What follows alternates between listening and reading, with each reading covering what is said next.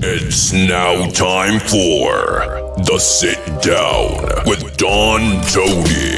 The Sit Down, where Don Tony talks one-on-one with his followers. What are you looking at? About the world of pro wrestling, pop culture, and so much more. The Sit Down with Don Tony. And now, your host, Don Tony.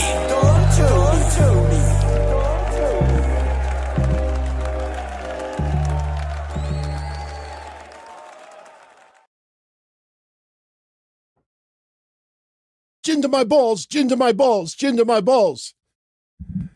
Can you guys hear me all right? We did some audio upgrades over the weekend. I should be using a headset right now just to play it safe, but it's a little uncomfortable. Everybody says sound is good. Good. What's up, everybody? It is Friday night, April 19th, 2024. Oh, we're only two hours away from 420. Smoke him if you got him. What's up? I am Don Tony. SmackDown just went off the air. And Jinder Mahal, Xia Li Xyon Quinn, all gone from WWE. This is not a news show that we do on Fridays. The Sit Down is your show. You dictate what we want to talk about tonight. But I'm sure there's a lot of you out there that would like for me to comment on this. I've been very vocal with regards to Xia Li, especially. Jinder Mahal, listen, Jinder Mahal has had a pretty damn good WWE career. You know, under the circumstances, yes, we just had this conversation like a month ago about the old controversy. Remember when people were examining his nipples, saying that he's on the juice, and they literally were like doing these scientific studies about the puffiness of his nipples. And I'm like, if that's what you can come up with talking about another man's nipples, good for you, man. Good for you. Enjoy that life. Not a bad talent. I mean, you got to understand that in this day and age, and I'm not talking about political correctness. Political correctness has always been around. It's how you use it.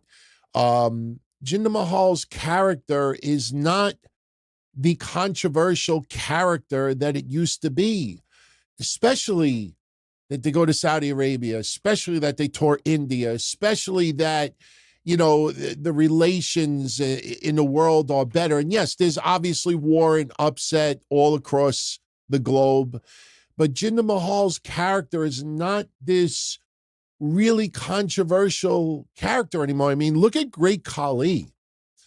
Great Khali ended up having to be like a ladies' man afterwards because they couldn't do a lot of the shit that they used to do with him. I mean, of course, his wrestling ability was extremely limited, especially because of his size. But Jinder Mahal is mapped out, you know, a good WWE career. And, you know, putting all the jokes aside that, you know, maybe now he shows up in AEW and jobs to Hook. If you remember what happened earlier this year, he's wrestled maybe 15 matches since 2023. I mean, he probably only wrestled 6 or 7 matches last year. Most of them were NXT. This year, he wrestled, one match on TV, maybe 2, and a couple of house shows. I mean, Jinder Mahal does not come off as someone that's making $50,000 a year. Or even $100,000 a year. And listen, we've heard the rumors about Indus Sher on thin ice. The problem with Indus Sher is not necessarily them. You might remember about 2 or 3 weeks ago, Kev and I had a really interesting conversation on a Monday show about Jinder Mahal, not Jinder Mahal, Tonga. I mean, we remember Sanga when he was in NXT, and he kind of had the physique of Goldberg. He was even wearing the black tights and the black boots. And then, listen, if anybody is going to be fat shamed between Sheamus and Tonga, people were giving it to Sheamus Monday, which was just really stupid. Kevin, I called it out. It was asinine. What that guy's gone through medically, that he's able to get back into the ring, he should be applauded. I mean, Sheamus looked pretty damn good under the circumstances. Sanga, it looked different. Sanga just looked like, all right, I'm not being used all that much. I'm sitting on my ass a little bit too much. And he got, lost a lot of his, his definition and a lot of his cutness. In this year, we've heard have been on thin ice. They're so big that you look at the tag team division, who really, suspension of disbelief, are you going to go toe-to-toe with? You really think about it. If they get drafted to SmackDown, I mean, are there any tag teams that you're clamoring to see up against in this year? No, not at all.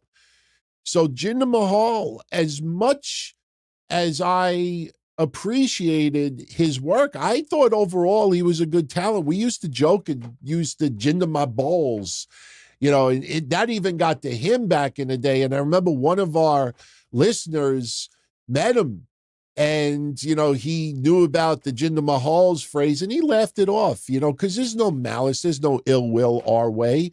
He had a pretty damn good career. Now, the one thing I think we could all agree on is that he's not over the hill.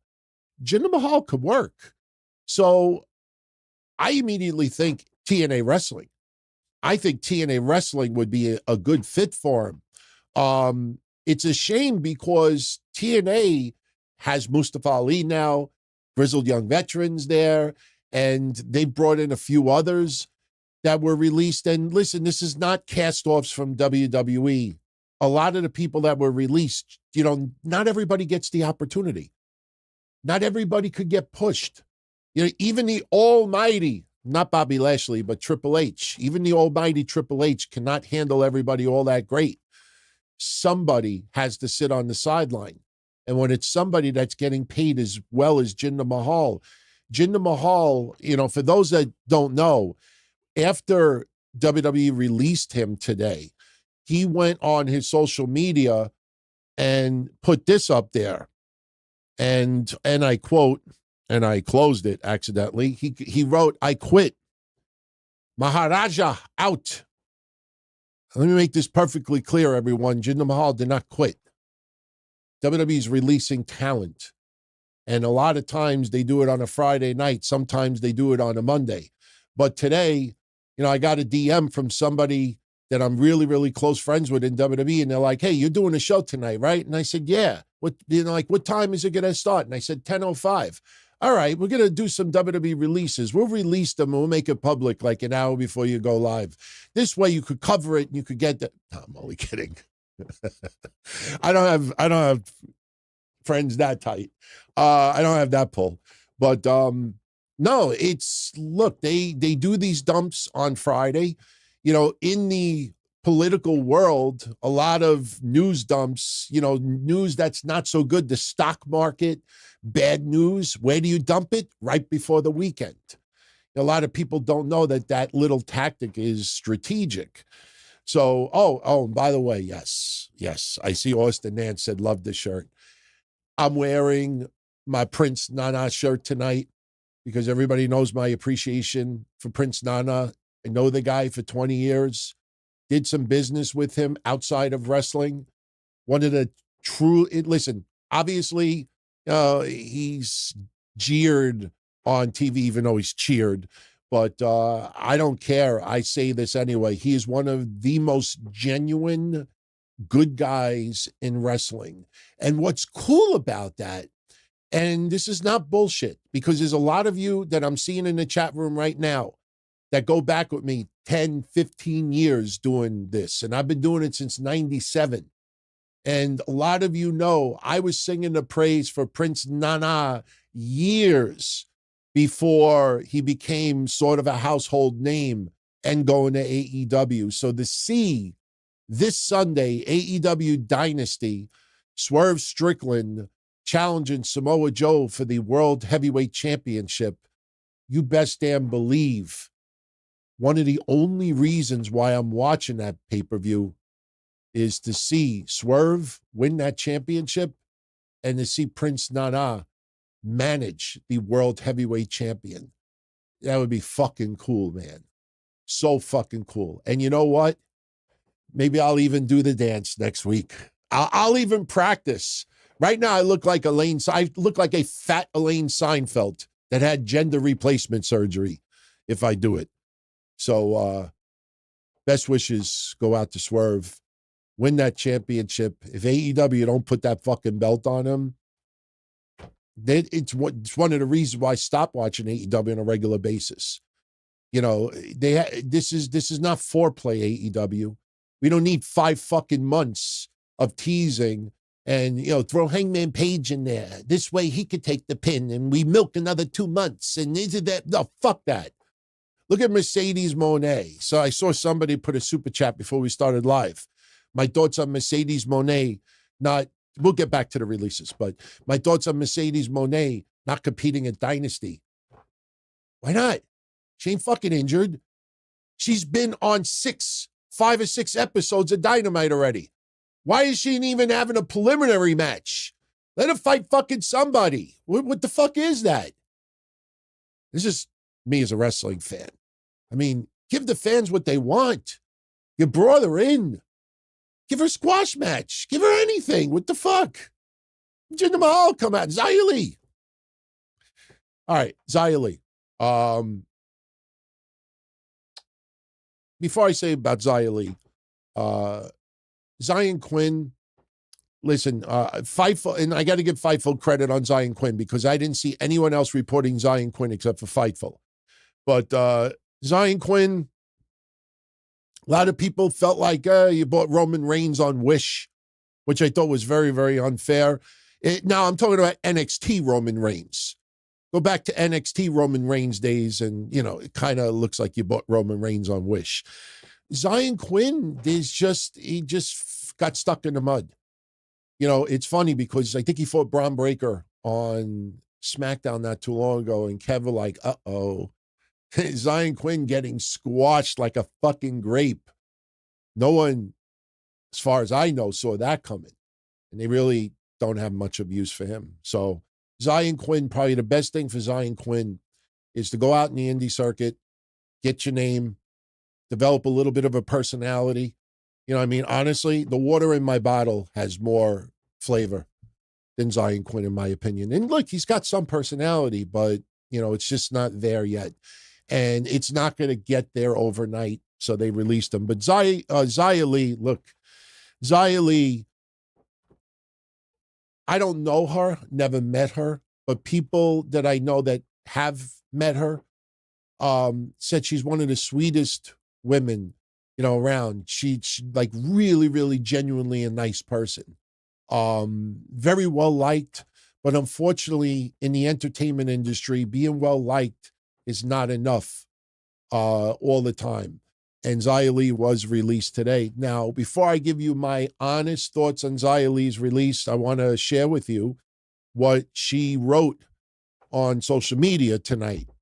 She said, and I quote, "It's been over 7 years since I joined WWE.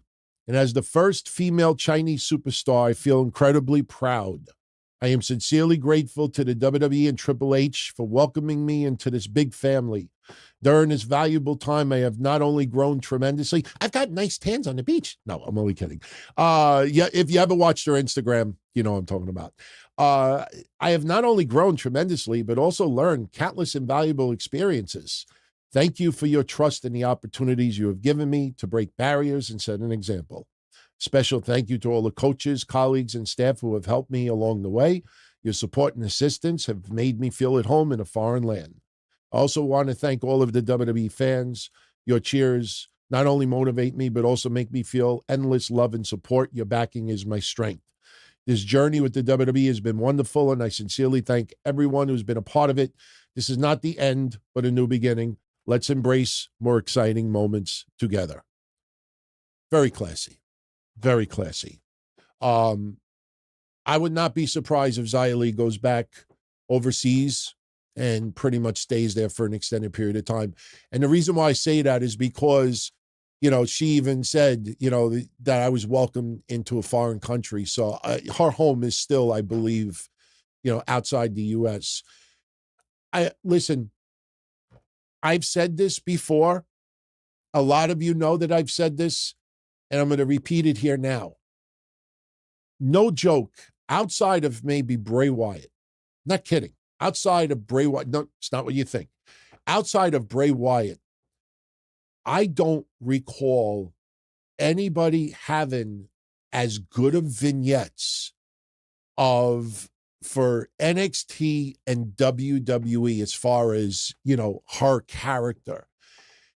If you followed Xia Li in NXT and they started doing the torture vignettes, those were fucking incredible. And I apologize for the vulgar language. I'm not trying to be PC. I'll never be PC. You grow up a little bit, but I'm trying to eliminate as much vulgarity as possible just to be a little bit more friendly, just for not only the censors out there, but, make it easy listening, smooth listening, but doesn't mean we won't curse. But she had those amazing vignettes in NXT. And remember, this was a time that COVID came around. And, for me, it just made me think when AJ Lee first came into the WWE, I saw AJ Lee wrestle in New Jersey, in the Northeast area. And AJ Lee, when you watch her on the indie circuit, she blends in a little bit easier. Just like some others that we watched before they made it in the big time. When AJ Lee came to the WWE and I saw her on TV, she was so small. It was a hard sell early on, that suspension of disbelief. Like, I can't, picture her, putting that kind of offense on somebody much bigger than her. In about a month's time, she shut me up, and size didn't matter anymore. For Xia Li, she was so good, and those vignettes building her up, repackaging her was so good. I was all in until they started doing the gimmick. I mean, I'm drawing a blank tonight. Who's the woman that got injured, that she's been doing the sleeping gimmick in NXT, and we had Boa, we had Xia Li, and I can't remember what the manager was, but it was hard. Someone in the chat room will tell me her name. To me, that was the death knell, because even though it was COVID, it looked like she was just Wendy Chu. Okay, Wendy Chu is her current name, but what was her name when she was managing Xia Li and Boa? That's what I want. And if anybody goes back, and I'm looking at the chat, someone will throw it up now. There's for those on the replay, there's like a 7-second delay. So sometimes you might hear me ramble an extra sentence or two, and it's because of that. What's the name? Nobody remembers the name? That goes to show you how good she was. What was Wendy Chu's character name in NXT when she was with Boa and Xia Li? If we don't get the answer in 5 seconds, then we'll just ignore it. But it was the death knell, because she was blowing smoke. Mei Ying. Yeah, Mei Ying. That's right. It's like almost like Mei Ying. Thank you, douche. Mei Ying. She was like blowing vape. That's what it looked like. Remember when she was blowing that, and it was like a bad episode of Star Trek. You ever see the comedy when Saturday Night Live used to mock Star Trek? Who played? Was it Chevy Chase that used to play Spock, and he would do the Vulcan death grip or whatever, and nothing would happen? He'd be like this.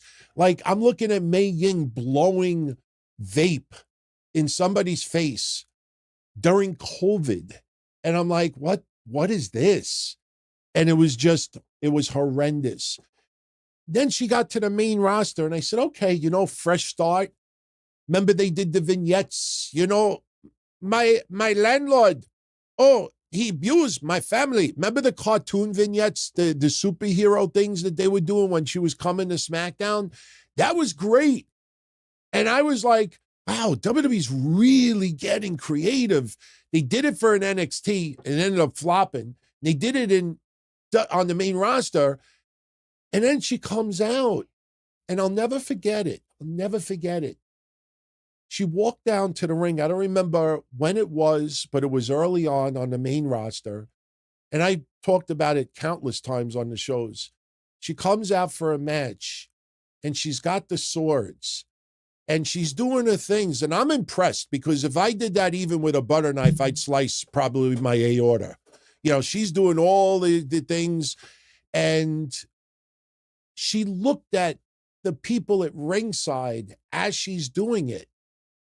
And she looked at a couple of kids, and they started cracking up laughing. And I'm like, her doing the swords and this ritual, her intro, is not supposed to, it's supposed to be intimidating. And she's like this, and I got to take my glasses off. She's like this, yeah, oh yeah, yeah. And soon as she got eye contact with a couple of kids, they're like, get the fuck out of here. And I was like, oh my God, I felt so bad for her. Becky Lynch tried to help her a little bit. It just wasn't connecting. It wasn't connecting. She got 7 years. 7. She got paid well. First Chinese women's wrestler in the WWE, did a decent job under the circumstances. You know, one thing we could all say, and we'll move on. She never winged it. She never winged it. It wasn't like, you know, can we like finish this match? I got a tanning appointment at 3. You know, when she had the matches, she put in a lot of effort. So I don't see her going to AEW. I don't see her going to NWA. I don't see her going TNA. I just doubt it. I have a feeling she'll probably go back overseas. You may end up seeing her maybe in a Stardom or something else. I don't know if we'll see Xia Li on America, you know, maybe an indie show here and there. I mean, and I'm not trying to be cold when I say this, but, you know, I try to put my mind in you know, my thinking in the minds of promoters, and I can't picture anybody, you know, like Jack's Wrestling in Ribs or Schmuck Championship Wrestling in Idaho and says, oh, Xia Li became available. See how much she wants. You just don't see it. You just don't see it. So I wish you all three nothing but the best. And listen, by the time Monday comes, for your next edition of the Don, Tony, and Kevin Castle Show, dtkcdiscord.com. And I hope everybody enjoyed the audio quality for Monday. Kevin and I have been doing this off and on for 20 years together.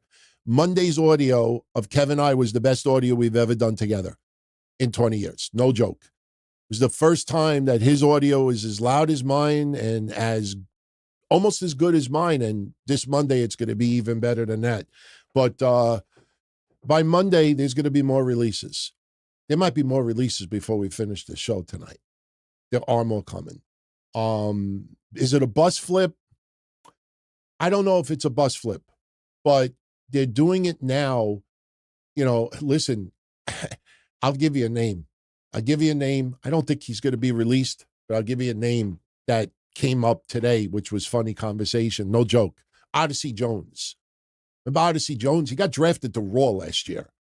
Odyssey Jones. I was talking to somebody this afternoon, somebody that works in the business, and I was like, what's going on with Odyssey Jones? He got drafted because we were talking about the draft and everything, and you're like, your guess is as good as mine.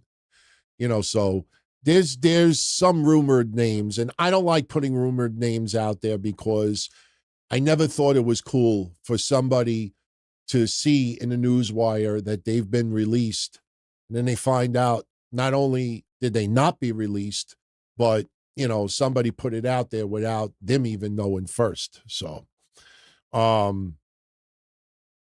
anyway, let's move on.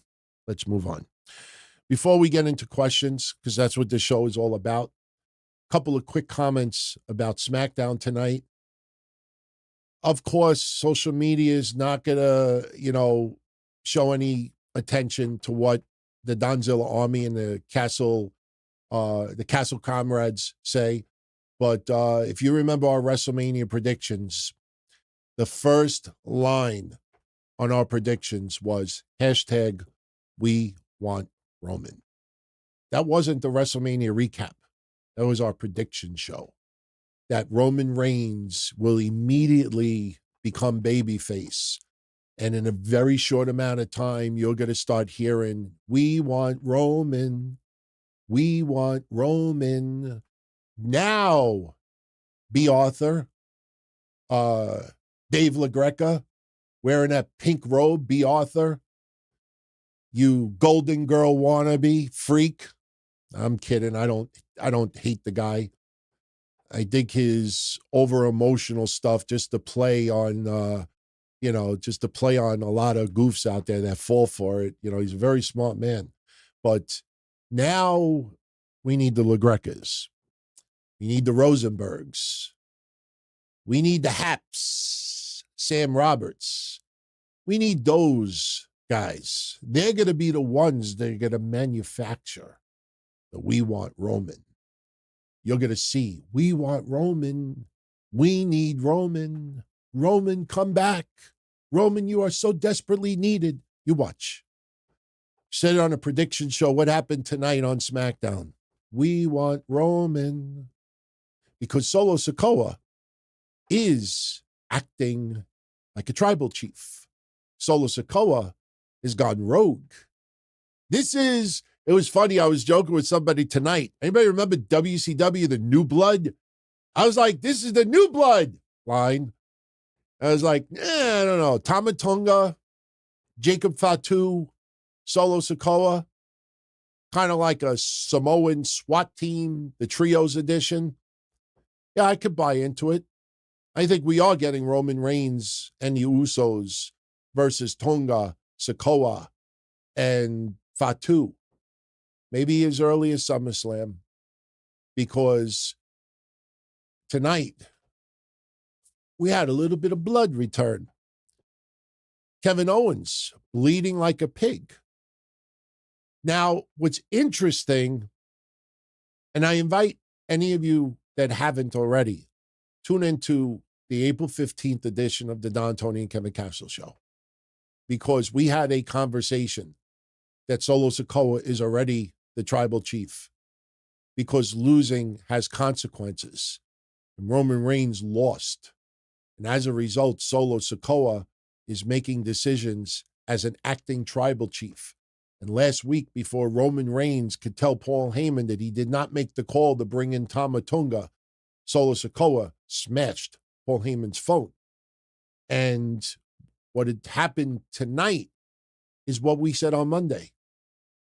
Solo Sikoa and Tama Tonga are going to beat the fuck out of somebody.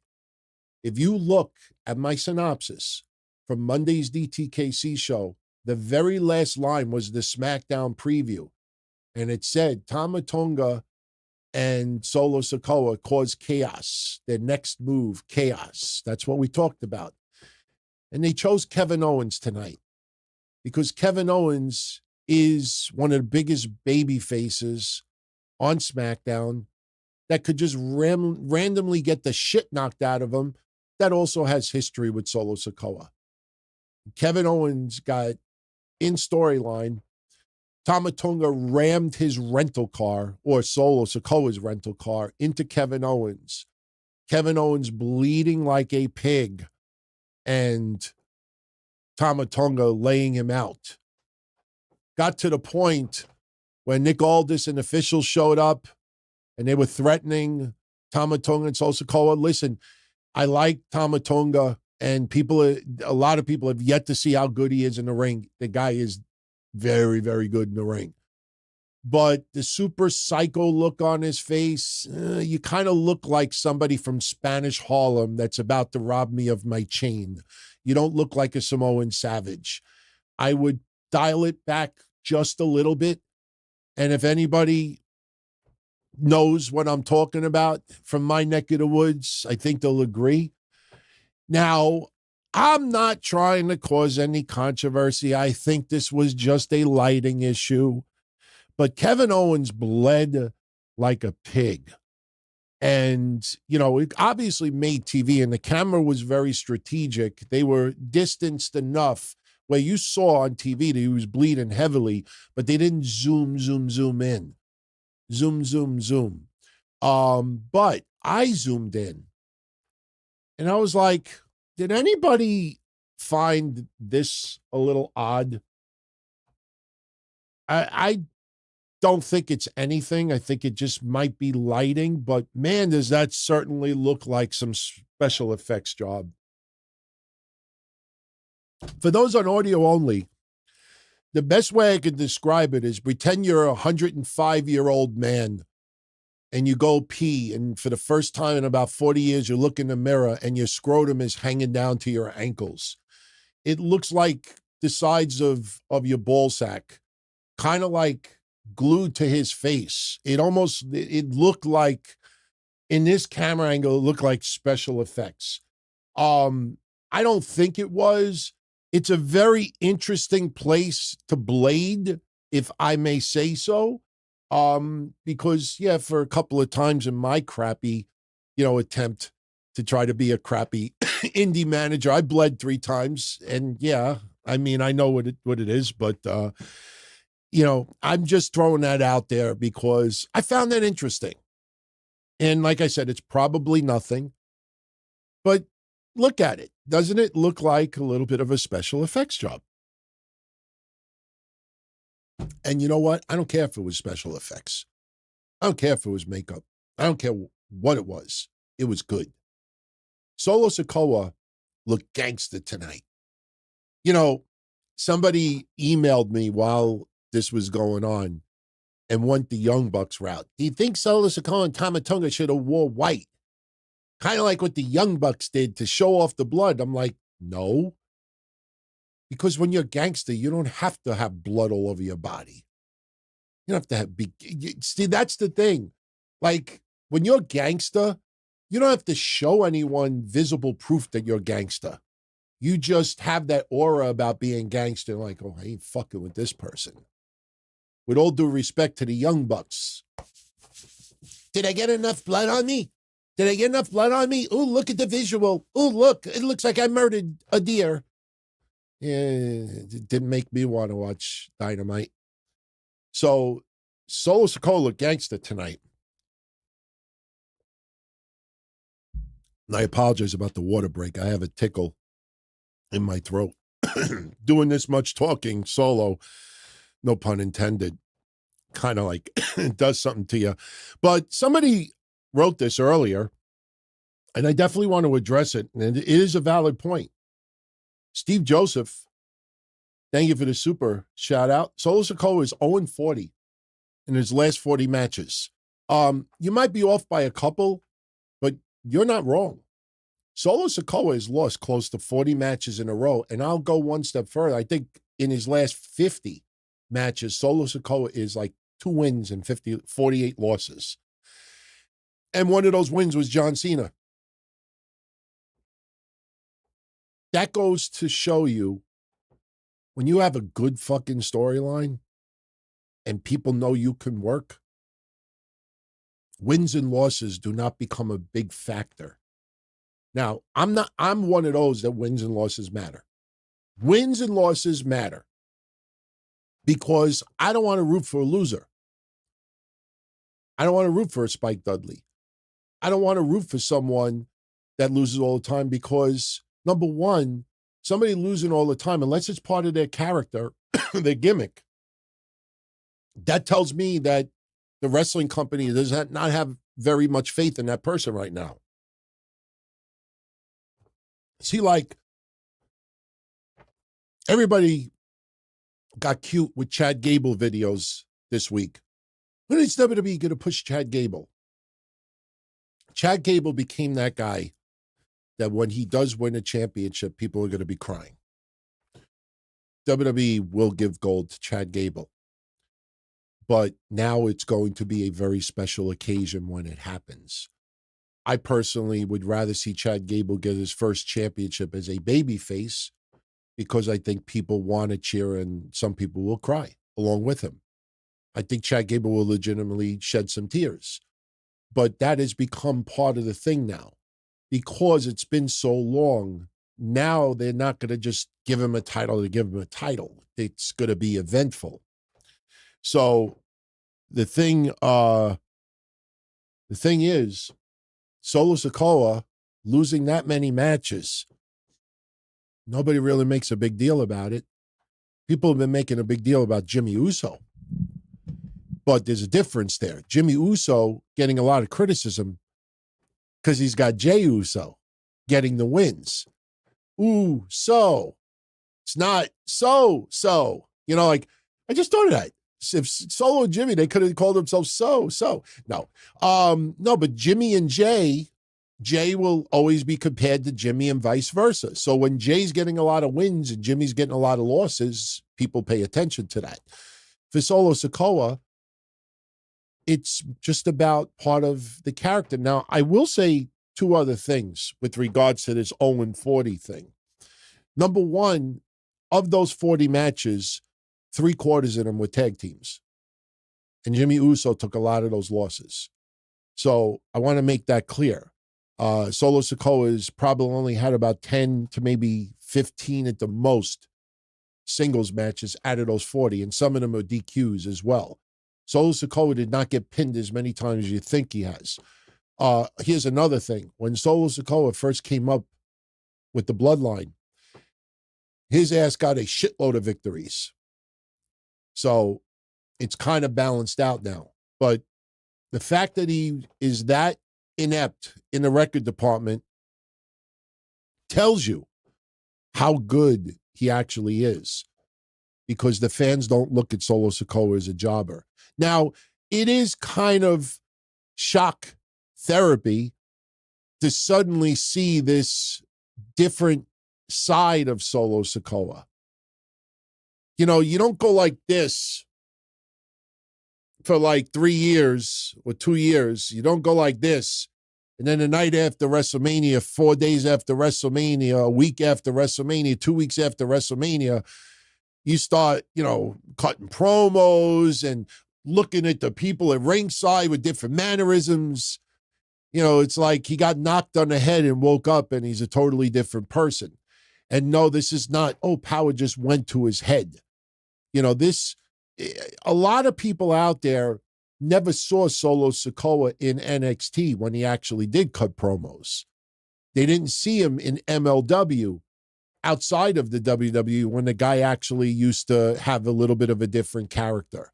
So some of what you see with Solo Sikoa is not out of the ordinary, but for the character that's been with the Bloodline for the last couple of years, it is out of the ordinary. But that's what's going on. Solo Sikoa is kind of like the rogue Bloodline right now. So it's going to be Solo and Tama and Jacob Fatu eventually. And it should be the Usos and Roman Reigns on the other side. Now, the only question is, does it happen at SummerSlam? Does it happen all the way at Survivor Series? I personally don't see a War Games. I know a lot of people are saying War Games, but right now it's just 3-on-3. What are you going to do? Put Kevin Owens with the good blood, like the babyface bloodline? I don't know if I want to see that, to be honest with you. Kevin Owens was just a sacrificial lamb tonight because Kevin Owens has history with Solo Sikoa and one of the biggest baby faces there. If you look at the roster up and down, you could kind of figure out LA Knight might be next. Yeah. So you just look at that SmackDown roster and look, the draft is coming up in a week. So a week from now, things will look a little bit different. SmackDown tonight was a lot of setting up for Backlash. I will tell you this. I will show it to you. I took a picture of it. Austin Theory and Grayson Waller got new tag titles today. I'm very surprised. I honestly, I said this Monday, and I don't mind admitting it. I thought since the Raw Tag Team Championships looked so much like the World Heavyweight Championship, the SmackDown tag titles already looked like the undisputed WWE Universal Championship. So I didn't think they were changing it. Now, the fact that they changed the tag team titles on SmackDown tells me Cody Rhodes is getting a new title. Cody Rhodes absolutely is getting a new championship. Now, here's a picture for those checking out the video portion of this. This is what the SmackDown Tag Team Championships. Now, they're not Raw and SmackDown tag titles. Let's make this clear. On Raw, everything is the World Championship, the World Heavyweight Championship, the Women's World Championship. And on SmackDown, it's the undisputed WWE Universal Championship. And that may actually get tweaked, believe it or not. And it's the WWE Tag Team Championships. My honest thoughts on these belts, I'm not extremely impressed by them. I think they look okay, but honestly, if I showed you a picture of those belts on the bottom and I said that's from Hick Championship Wrestling in Austin, Texas, you'd probably be like, oh, they're nice titles. Like, I don't know, just something about it does not make me feel like they're WWE championships. You know, it's got a little bit of an old school feel to it, but to me, they just don't, like, they're not outstanding. Like, if you look at WWE Shop, the pictures that they show make them look a little bit different. But I kind of don't find them very, you know, they don't stand out to me. I think that it's a new era. And that's why all the belts are changing. Did you hear what I say? It's a new era. It's a new era. I'm not trying to be a jerk right now. For the last couple of weeks, people have been saying it's the Triple H era. It's the Renaissance era. It's this era. It's that era. It's this era. WWE's already figured out what this era is going to be called. You're going to hear this reference, maybe not weekly, but you're going to hear it over and over and over and over and over. And you will hear Kevin I say it over and over and over. So there's no argument about it. This era, and it makes total sense. As ridiculously simple as it sounds, it makes total sense. It's the new era. Kevin and I brought it up on Monday. Remember I said it sounds like sneakers? Like New Balance, new era? Remember I said Monday it sounds like sneakers? That's what they're going with. The new era. And it makes sense because it's TKO Group Holdings. It's no longer Vince McMahon. This is truly a new era of WWE. When they go to Netflix, it's going to be even more adult-oriented, some of the content. I'm sure some of you probably saw in the Newswire today, oh, this is funny. And we're going to do questions in 5 minutes. This was funny. I'm not trying to be a scumbag, but I think some of you will appreciate it. Netflix. Now, there's a couple of reasons behind this, but Netflix is announcing that starting, I think, Q1 of 2025, they're no longer going to reveal total subscribers, total viewers. Some people think that Netflix, because they're upping their prices, now people are fearing that Netflix may be charging cancellation fees down the line if you cancel, that there's a couple of things and they're not going to report certain numbers. Now, that's fascinating because remember when we had that Netflix conversation, you will no longer have your Meltzers, your WrestleNomics, and all the other wrestling news analytic sites that are going to be giving you the viewership for Raw, because you will not know. If there is an insanely big number, they will issue a press release. You will no longer know on a weekly basis how many people are tuning in to Monday Night Raw. You will still know about the USA Network with SmackDown, but Monday Night Raw, those numbers will not be available. So those statistics, that comes to an end. But it is the new era, and WWE is going to stick with that. And, listen, have some people in the WWE turn their back on Vince McMahon? Sure. Does it feel to you that sometimes the way Triple H talks, it's almost like he's trying to tell you the Vince McMahon era, that's long gone. This is a new era now. He doesn't mention Vince, but doesn't it feel like the way they go out of their way, this is a new era, new era, new era. They want you to forget about the previous era. I don't think Vince McMahon takes it personal when it comes to Triple H, because that's part of business. That's part of being a billion-dollar machine.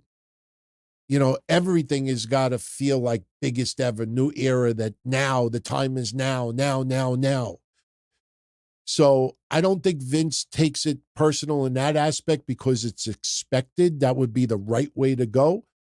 But others in the WWE, I read one of the dumbest things, and I apologize to the person on Twitter that actually wanted me to comment on it. And I looked at it and I'm like, I'm not fucking commenting on this. When you read something and it sounds moronic, brain dead, mentally challenged, like somebody on drugs, when you read something so stupid that you know it's stupid, you don't need me, Cornette, Bischoff, Russo, or anybody else to do a podcast to tell you it's fucking stupid. But I had to look it up. The Wrestling Observer newsletter, this is how it was posted to me. The Wrestling Observer newsletter reported that if Vince McMahon is indicted for these charges or is found guilty of something, that if Donald Trump becomes president, he's going to pardon Vince McMahon. Now, just let that sink in for a minute. I'm not a Donald Trump fan anymore. I will not be voting. I don't like politics. I hate politics. I don't give a shit about politics. But just let that play out outside of wrestling for a minute.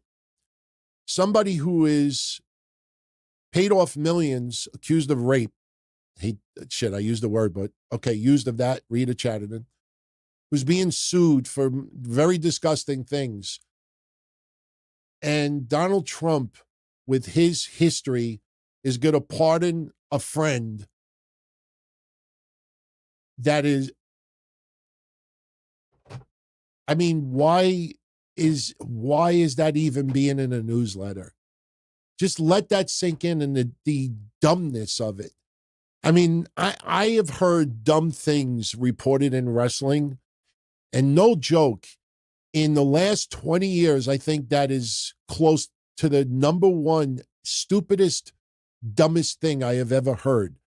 That somebody who, if he gets elected president, that has been accused of insurrection and womanizing and all his other disgusting stuff, that he is going to pardon someone.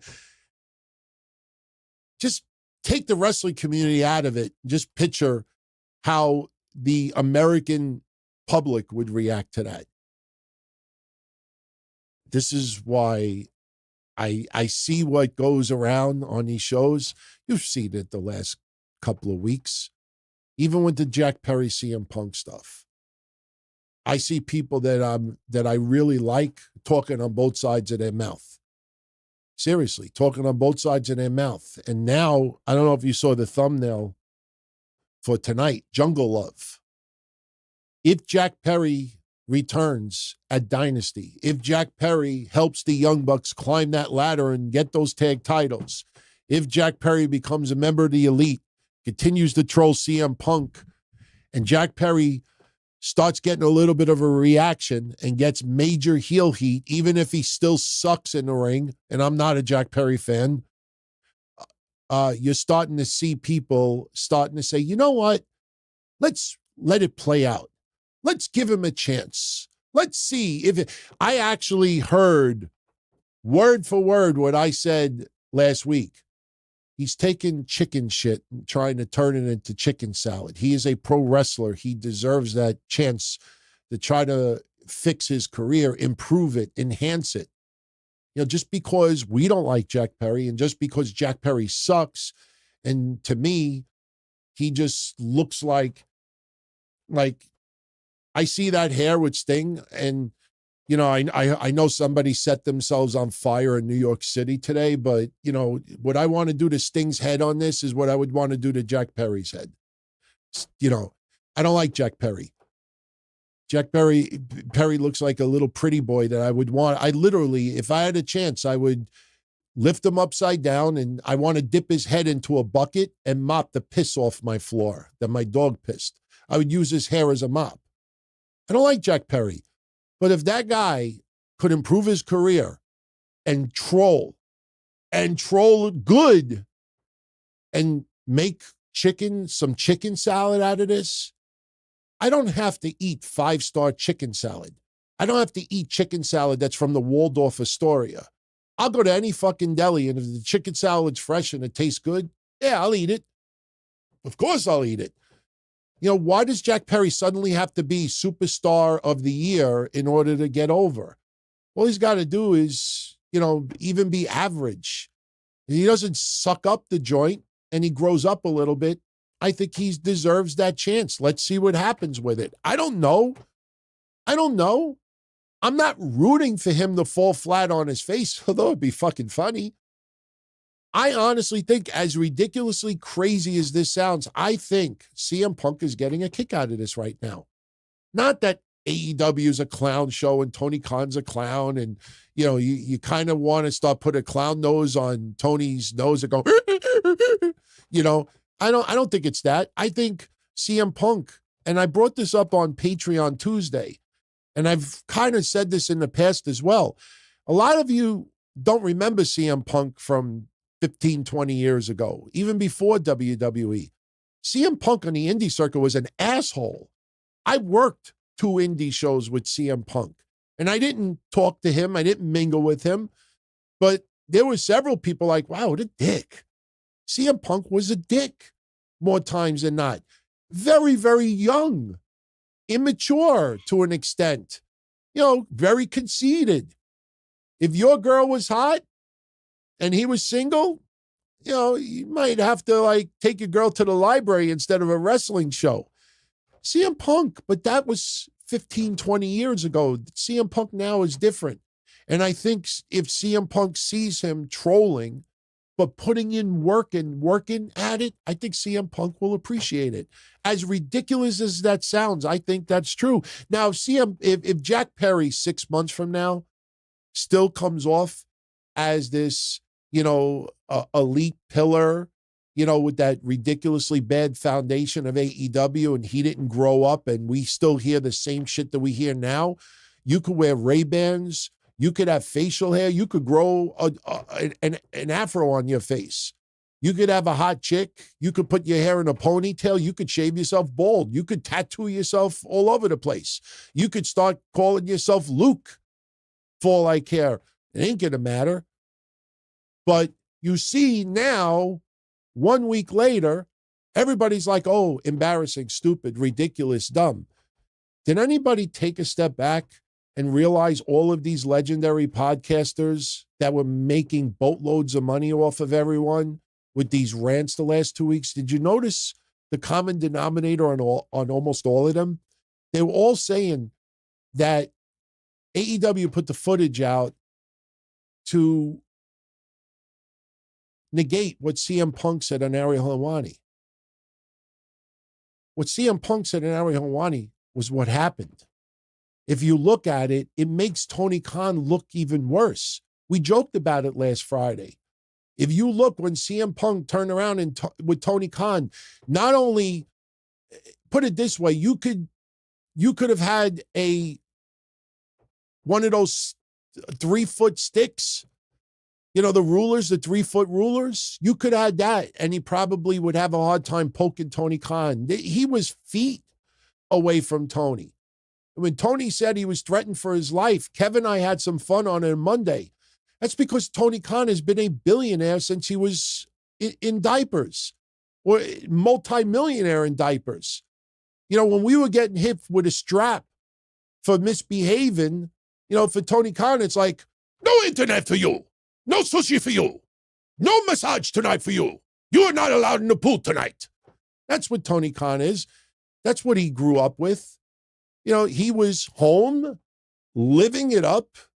What kind of employment did he have? Did he ever work in a deli? Did he ever work in a gas station? Did he ever work in a restaurant? Did he ever work delivering newspapers? Did he work in a florist?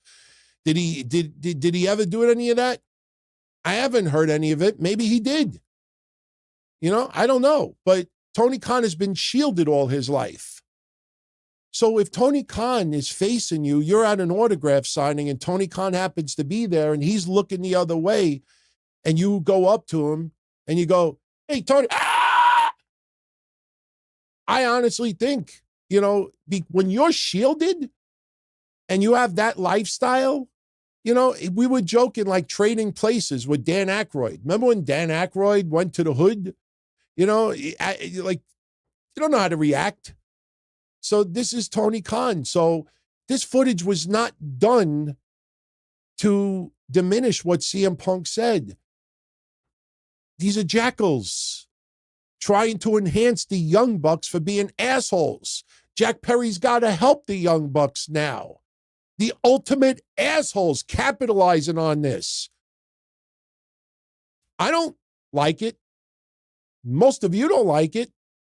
All the legends out there love it.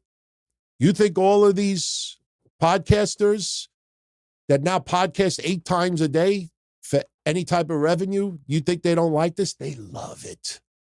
They love it because this generates money, revenue. So of course they're not going to make logic. But when the logic starts staring at you in the face and you hear Jack Perry got cheered in Chicago, motherfucker got cheered in Chicago. It wasn't good. I watched what he did with Umino afterwards. I didn't think it was that good. Why did he get cheered in Chicago?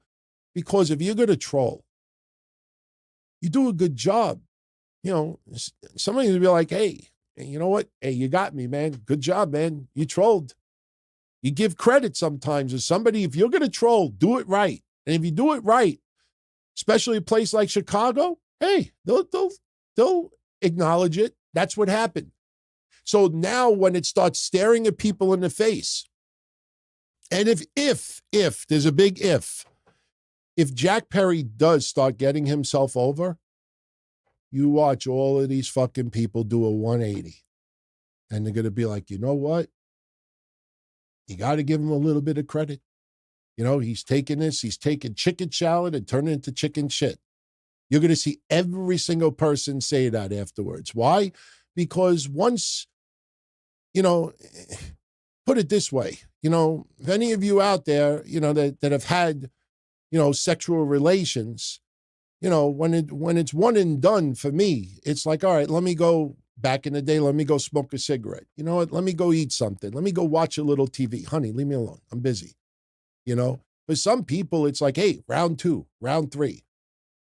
Once it gets to round 6 and that fucking prostate is all dried up and they can't milk that for anymore, you watch how they suddenly start changing their tune a little bit. And once that happens, you'll have all of them, all flock, all try. The latest, Vince McMahon. Is Vince McMahon, what is he doing next? Is Vince starting his own promotion? Is Vince could Vince possibly work with Tony Khan? Oh, Vince is not returning to wrestling. With all due respect, I love tuning into Cornette. I love tuning into Vince Russo. I've been a Vince Russo supporter since day one. I always will be. Doesn't mean I can't disagree with some of the things that people say. I honestly, truthfully believe, bro, he's not going to say it publicly, but bro, I honestly think that sometimes after he's done with his podcast, he turns the camera off. And who's his co-host that he does it with? I'm a fan of his co-host big time. I honestly think they look at each other. So before I even say it, in the chat, who does Vince Russo do his podcast with? I can't remember his name. Does it begin with a letter A? What's the name of the co-host that he does his podcast with? Somebody definitely knows. Don't tell me Bin Hameen. I'm talking about the other guy. He's been doing it for years with Vince. Vince Russo, not Jim Cornette. Anybody? Somebody? Nobody? Jeff Lane. Thank you, Phil. I don't expect Jeff Lane or Vince Russo to give me an answer. I've been a member of their Patreon for years, and I will not unsubscribe. I've been since when he was doing Yahoo and Ballyhoo and whatever it was.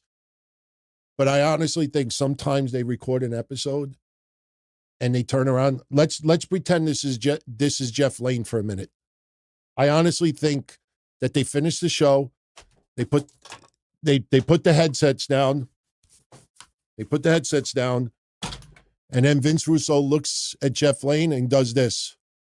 Fucking idiots. How many goofs, how many morons are going to click into this? I honestly think they laughed their asses off. Bro, we made $68, bro. And I said that Vince McMahon is could he possibly work with Tony Khan? Is he secretly planning to merge with Tony Khan? Bro, what the fuck does anybody think that what's the guy's name? Oh, who's the one from California that worked the Jungle Cruise from Disney, and we called him out on it? Who's the guy that did the Jungle Cruise? Remember I did the spoof of the Jungle Cruise when he's narrating and the elephants are spitting out water? He's like, oh yeah, look at those elephants. Oh, look at those trunks. Those hard trunks omitting all that fluid. Oh yeah. Who is that? He's the one that, Joey Ryan. Thank you very much, douche. Joey Ryan. Joey Ryan can't even get a fucking indie show. You think a whole wrestling company, venues, wrestlers, promoters, licensing, you think they're all going to work with Vince McMahon if he wanted to return? Are you kidding me? What is he going to have Ryback on for 9 matches? And a Ryback don't even like Vince. What is Goldberg? Maybe Goldberg could have one last match against Ryback for Vince's company, and they could wrestle 5 times a night. Does anybody stop and say, who's going to allow Vince McMahon back in wrestling?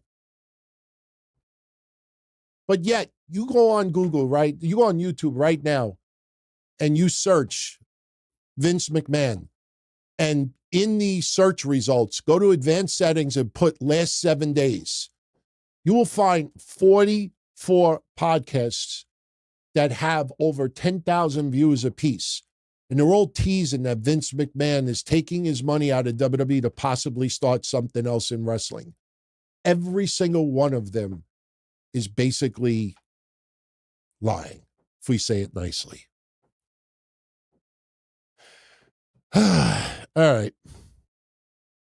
So just wrapping up a couple of comments on SmackDown, because that had to do with SmackDown.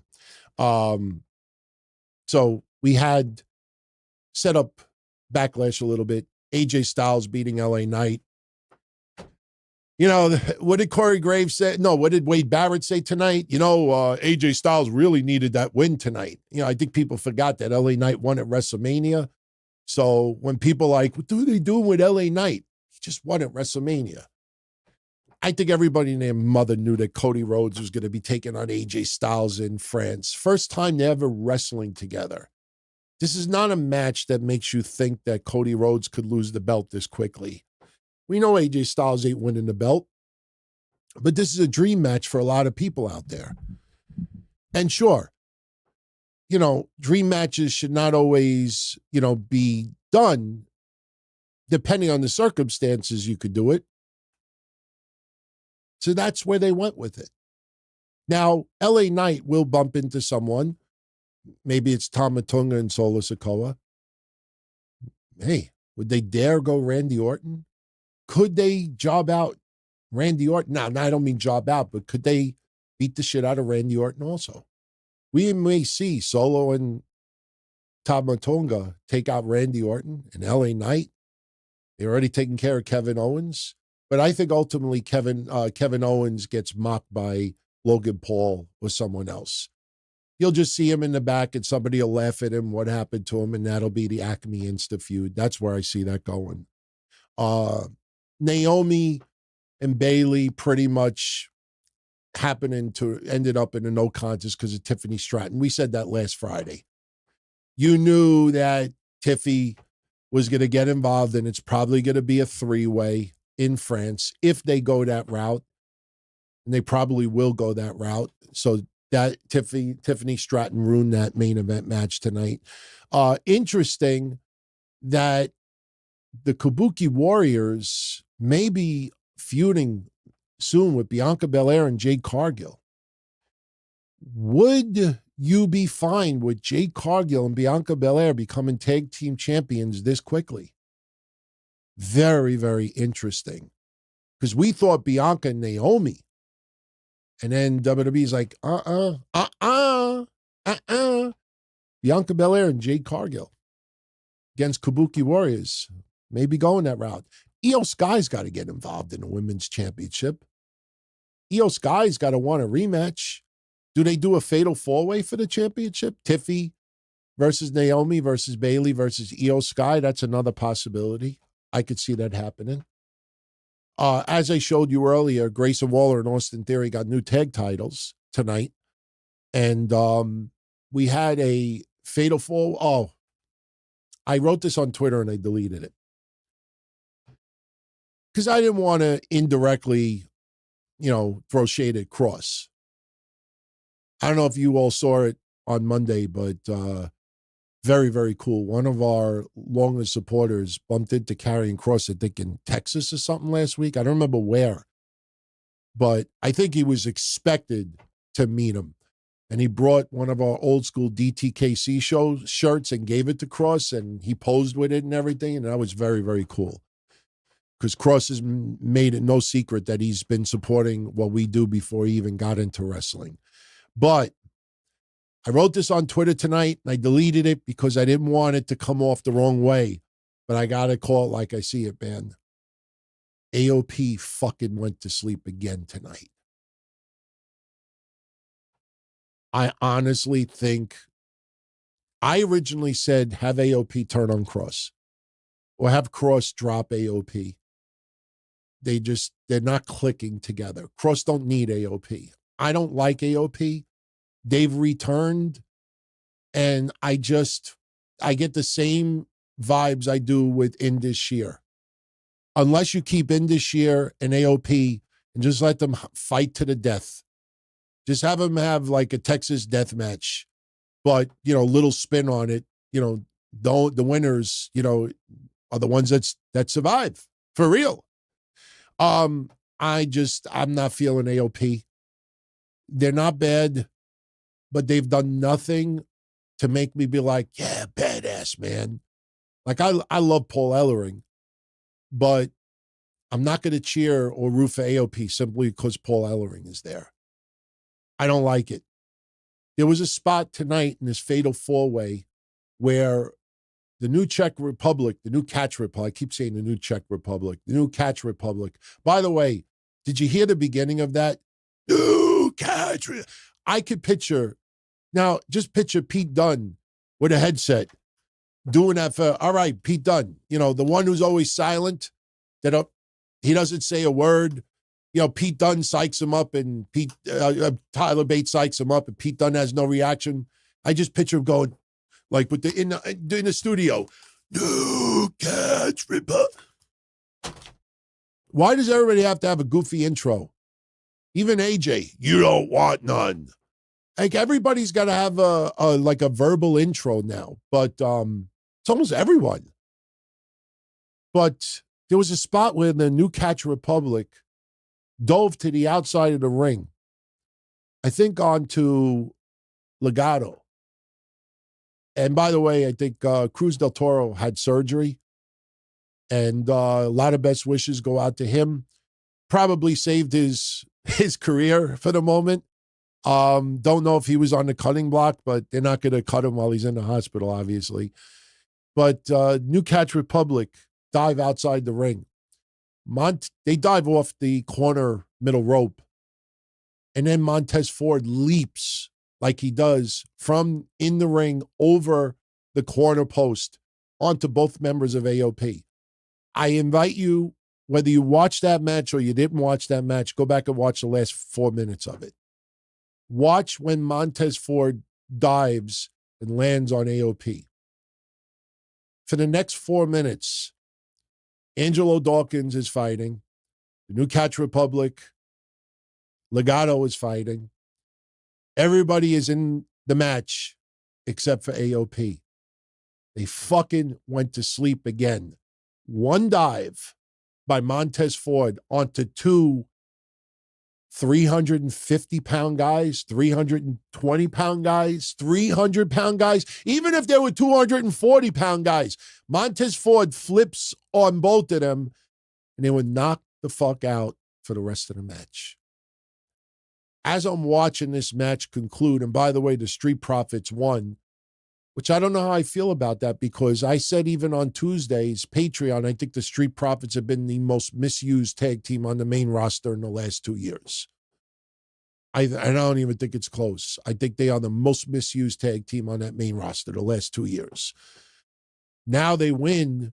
They become number one contenders, and I'm saying to myself, do they have a legitimate shot at beating Grayson Waller and Austin Theory this soon? Doesn't feel that way. But they won.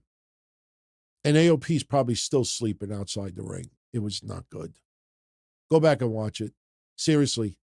I feel bad by saying this, but I don't even want to see a storyline where Cross drops them or they drop Cross.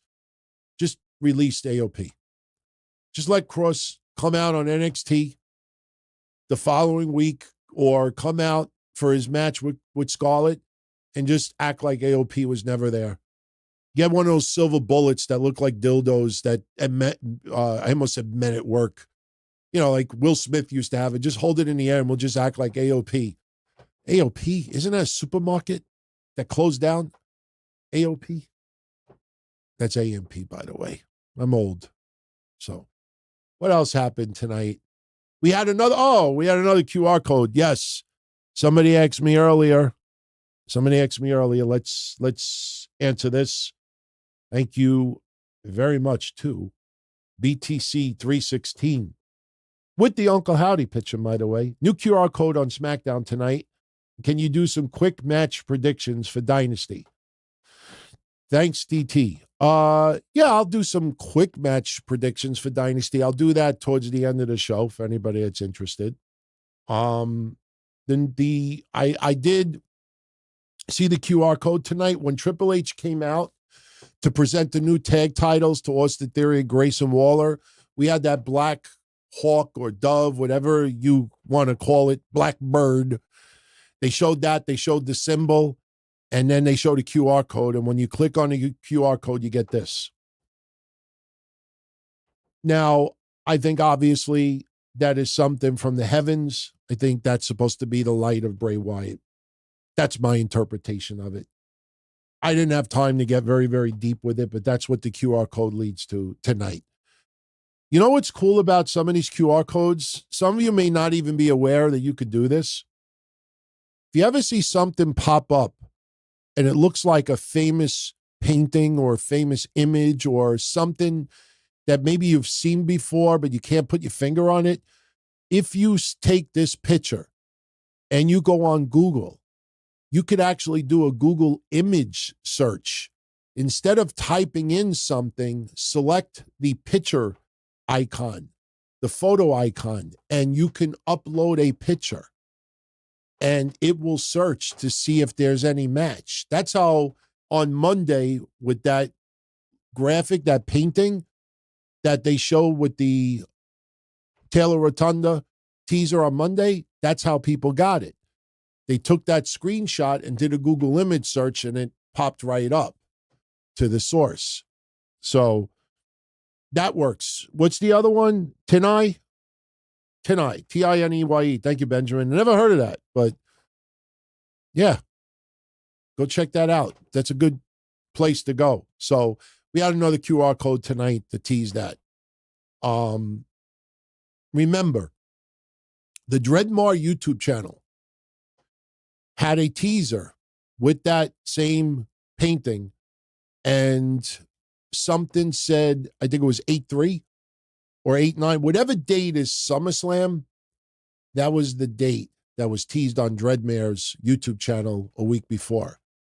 Now, few people have said to me in the last week, that's not Taylor Rotunda's YouTube channel. I don't care if it's Krusty the Clown's YouTube channel. All I know is that that picture originated from that channel a week before, and one of the teasers said the same date as SummerSlam. So whether he created it or someone else created it, it doesn't matter.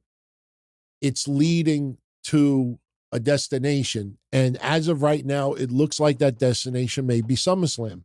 Now, we're only April 19th. 4 months.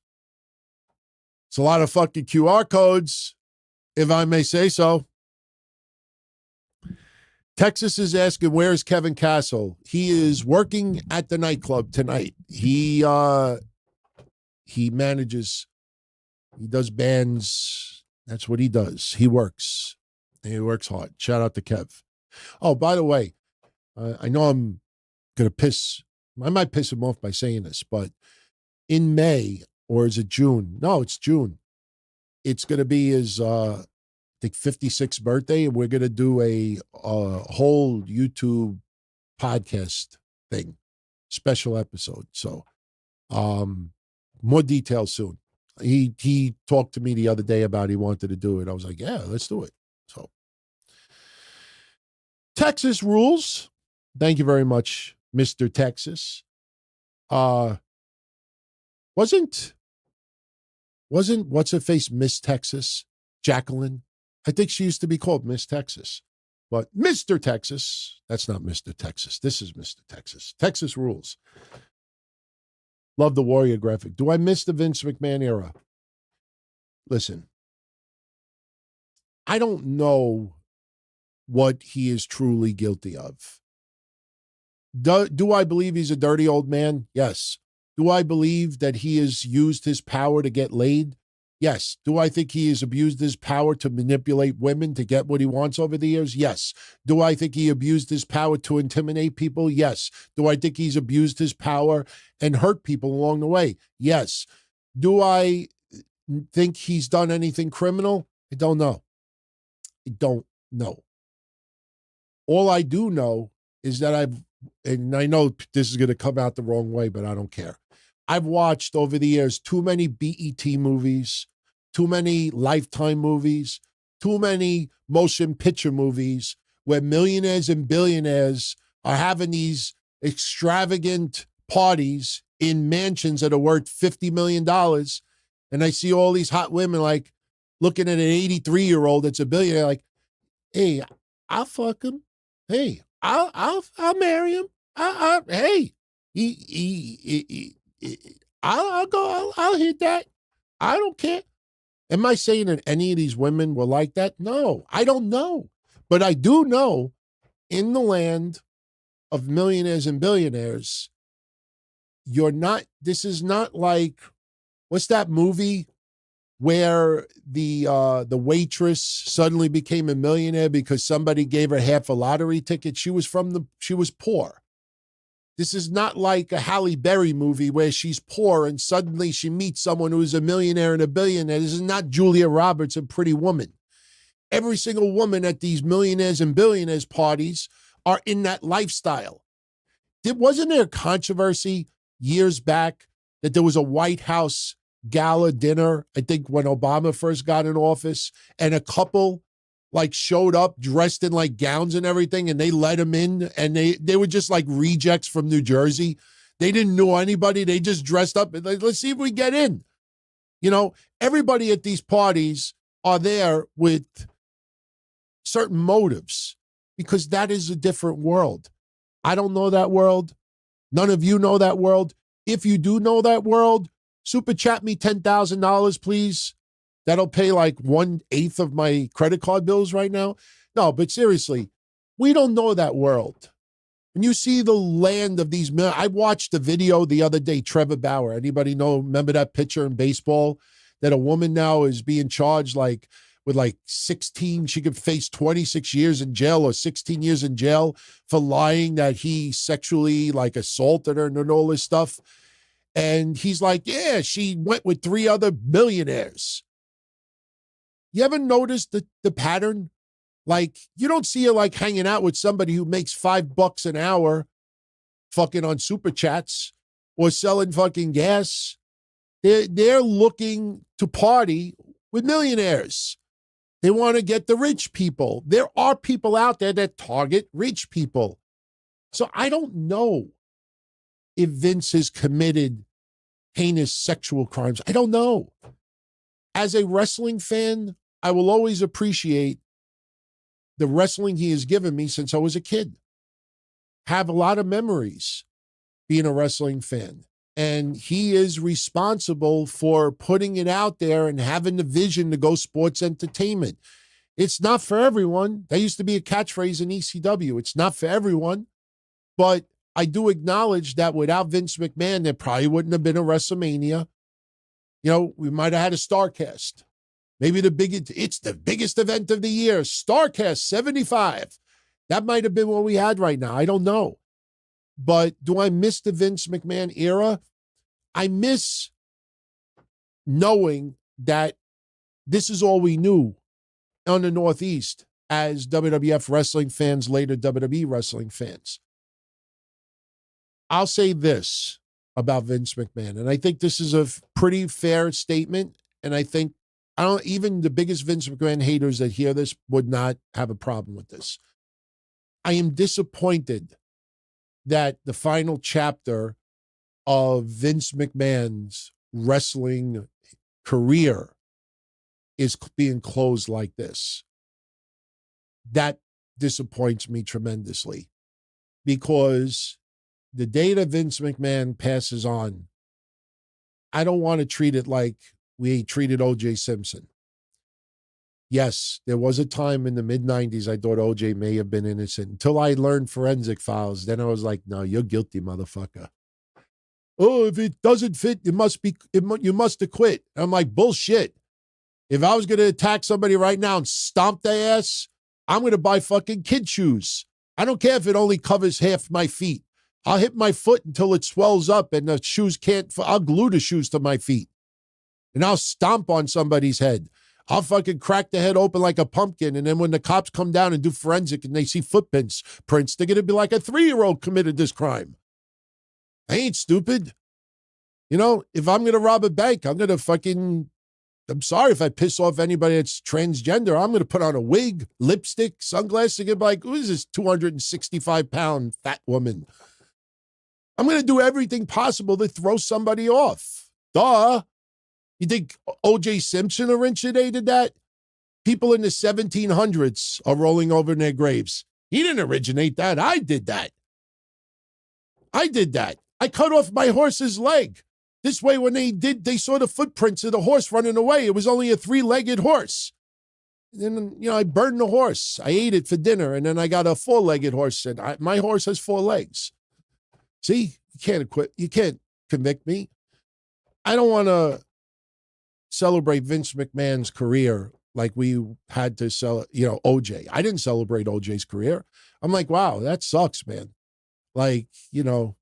Naked Gun is one of my favorite movies of all time, and I can't even really comment about it as much because, that's how I feel about the Vince McMahon era. Okay.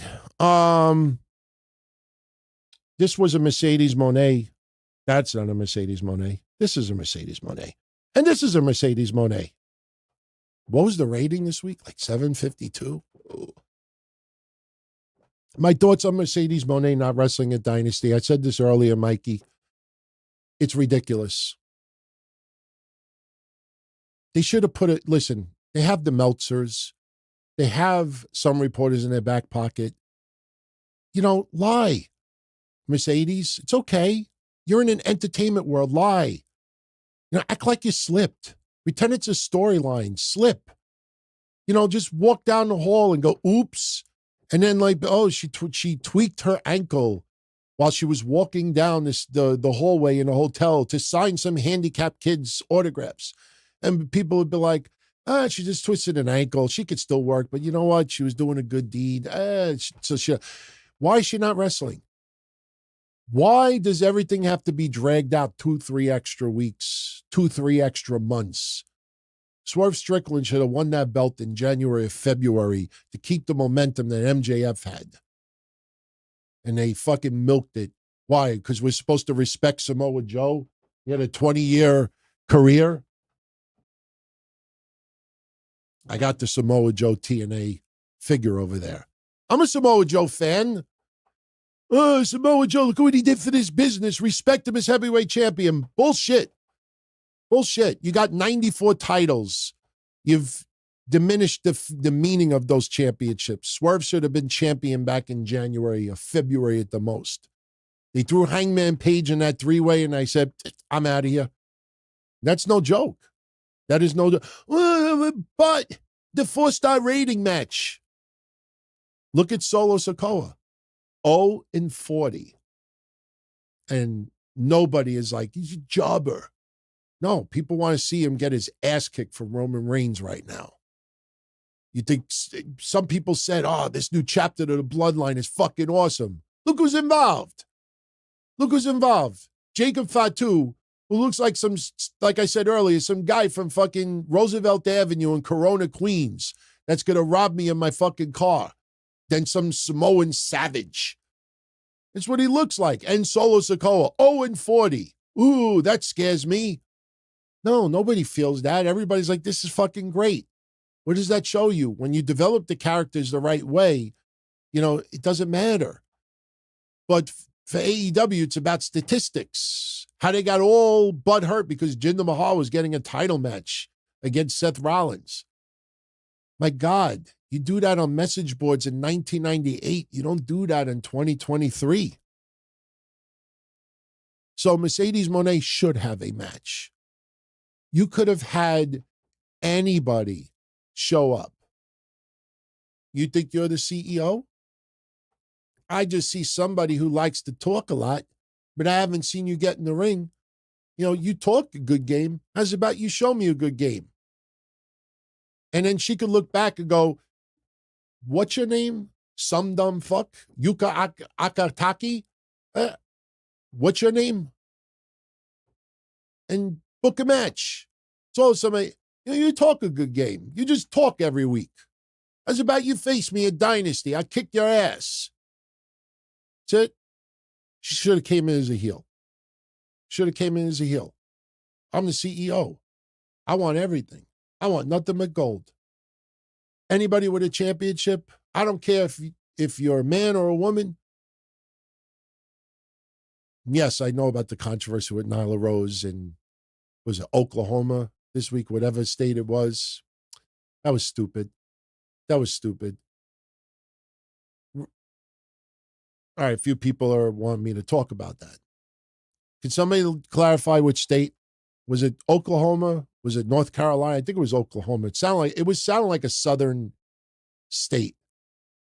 Nyla Rose wrestled Abaddon a while ago. And yeah, it was Oklahoma. I had a feeling. Thank you, guys. Oklahoma gave a warning to AEW. Don't do that again. Nyla Rose is a man. We do not allow men fighting women. And listen, I have defended Nyla Rose to the moon.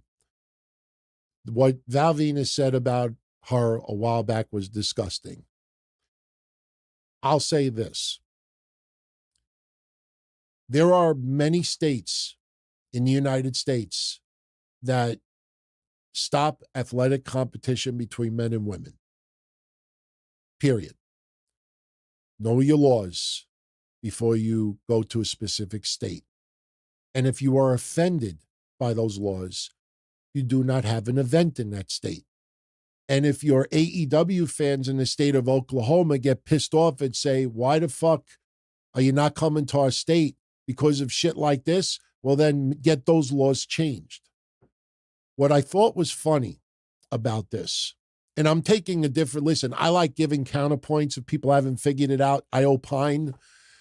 I try to give a different viewpoint on things if necessary, and I'll give you one now. I thought it was hilarious of the people with the loudest voices on social media this week. Up until this week, AEW is not WWE.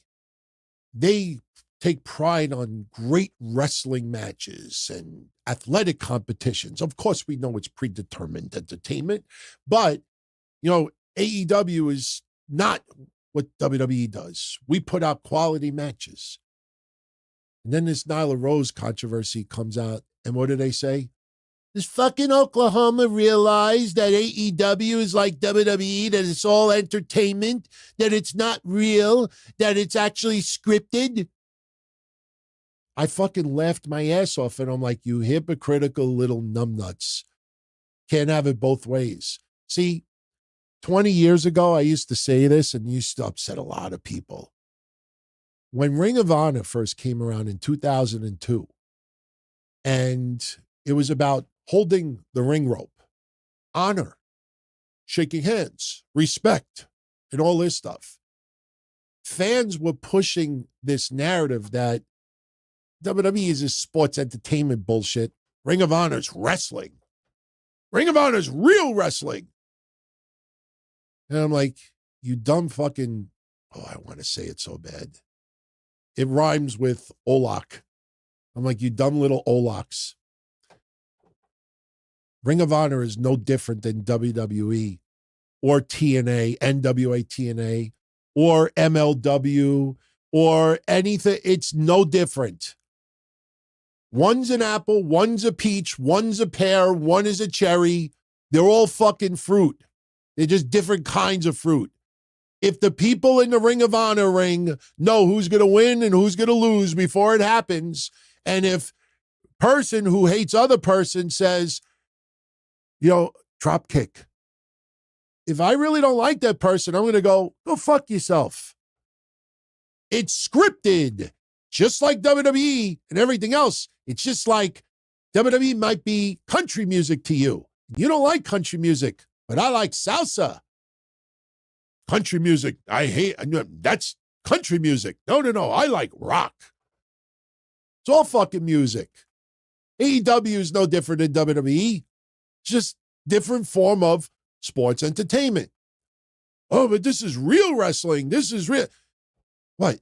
You're performing entertainment, and the entertainment you're performing is suspension of disbelief that you could really pull a 780 off the top rope. And someone else is like, I'll choke you out. And some people might be more emotionally attached to the person choking someone out and someone else looking and like, holy shit, holy shit. All the promotions are the same. It's all predetermined sports entertainment. So you can't just up until Oklahoma have this stance about AEW and them because of the Nyla Rose. It's predetermined. It's like WWE.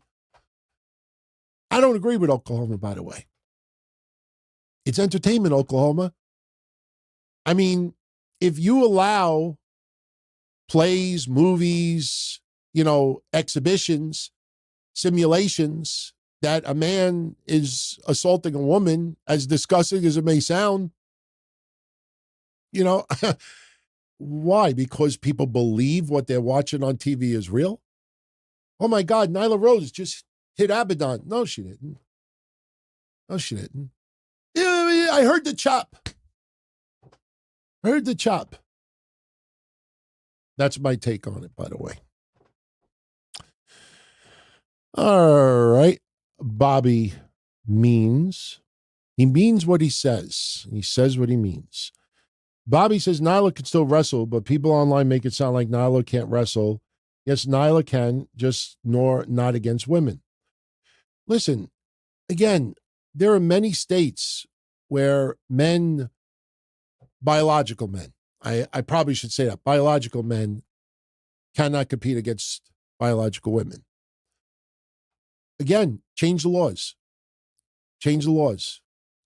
Don't go, listen, that's someone in AEW, and believe me when I say this, I'm not trying to like brag or anything like that, but I'm telling you straight up, if you think I'm lying, ask the Mass Maniac. A lot of you know him. On Twitter, it's Mass Maniac XXX. X of him, I'm lying. When I was doing some indie wrestling shows with him, and when we looked into insurance and the licensing and everything else, even XP fucking W, I actually have an audio that I could share with you if I pull it out of my hard drive. I'll tell you a very quick story. XPW had a problem with the Philadelphia State Athletic Commission in 2002.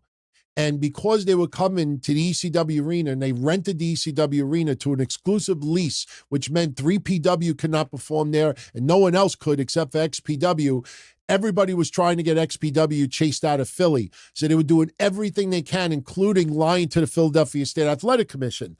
I have audio from 2002 because I save all my audio files. Even my podcast, my hotline stuff I did 25 years ago, I still have clips. I saved everything. I don't know why, but I did. Now I'm glad I did. I have audio of someone, Shane Douglas, reading the Philadelphia State Athletic Commission, some of the rules and regulations. And he was on my hotline, and I scrambled his voice because I didn't want to reveal that it was him.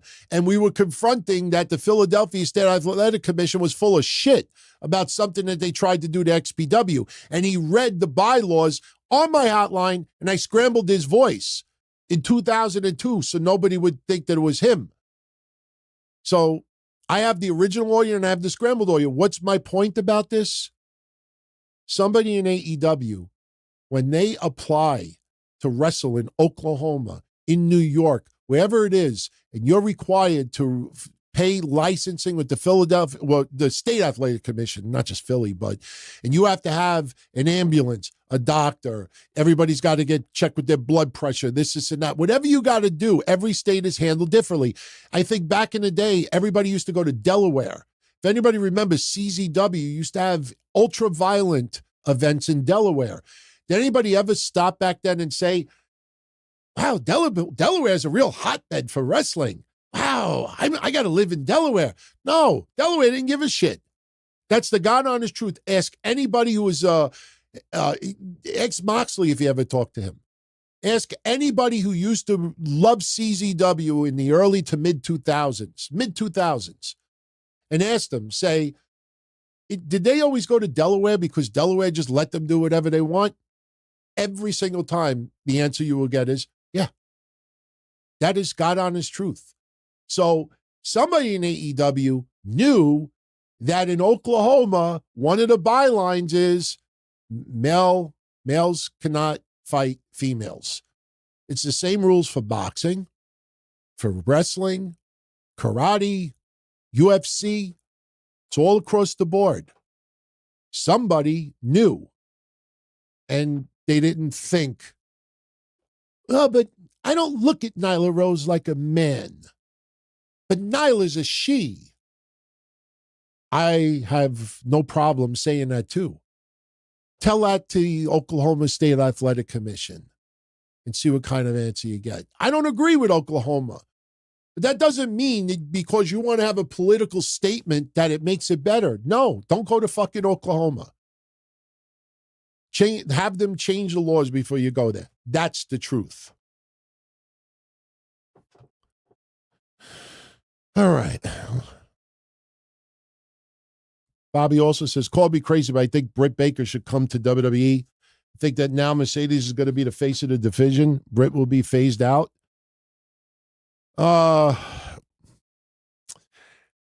If you notice on my thumbnails, I don't make the best thumbnails. I'm still new to this, but I try to be catchy with the wording. This was from a couple of weeks ago. no Mill Monet, nada for Okada, nil for Will. The three big purchases the AEW made. You see the thumbnail for tonight. Jungle Love. O-E-O-E-O. Remember last week with Jacko? I try to be a little catchy with it. What does this have to do with Britt Baker? I'm trying to figure out how I can make fun of Jennifer Pepperman's name. Because Jennifer Pepperman has been there now for 6 fucking weeks. And I'm like, how's about you pepper in Mercedes in a fucking match? Like, what has she done? In 6 weeks, she's basically produced horrible skits. I mean, it's awful. I mean, they may turn Mercedes heel, might be the way to go. They might have realized maybe a light bulb went off in somebody's head and is like, oh, who do you think of the fight? Britt Baker would be a great feud for Mercedes. I would not get rid of Britt Baker. I would have Mercedes. This is what I would have done with Mercedes from day one. I would have Mercedes Moné come in there with the idea, she don't have to name drop WWE, but come in there like she thinks her shit don't stink. And she thinks that she's bigger than every single person in that company. And I know what some of you are going to say, but she already gives that vibe. No, she's got to tell it to everybody's faces. Oh, did we ever meet? Who are you? Do I know you? Are you here to get me my coffee? Do that to Chris Statlander. Do that to Julie Hart. Do that to Sky Blue. Oh, are you going to do my makeup? Like she should have insulted all the fucking people that make it come across that this is a WWE woman. She thinks that she can just get whatever she wants over here. She just wants to take gold, and do that. Then have Britt Baker be the face of AEW and say, go fuck yourself. Go fuck yourself. And have a feud. Britt Baker should have been the baby face. Mercedes Moné should have been a monster heel. She should have come in there acting like her shit don't stink. I don't love AEW. I don't love any of you out there. I'm doing this for me. I'm doing this for the Moné. I'm doing this for the Miss Moné. Moné talks. That's what you do. Why? Because everybody wants the emoji? You know, no. She should have been a fucking monster heel and Britt Baker, bring Britt Baker in the feud with her. That's what I would have done. Deuce says, I just booked the CEO character. Better in AEW in 20 seconds. Well, then you know what you all do after the show is over? Take that clip and post it everywhere. Say, look at what DT said tonight. He booked Mercedes Moné better in 20 seconds than AEW is done in 20,000 minutes. Whatever 6 weeks is. Hey Siri, how many minutes are in 6 weeks?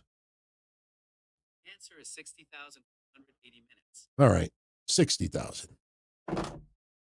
I was off by 40,000. All right, let's move on.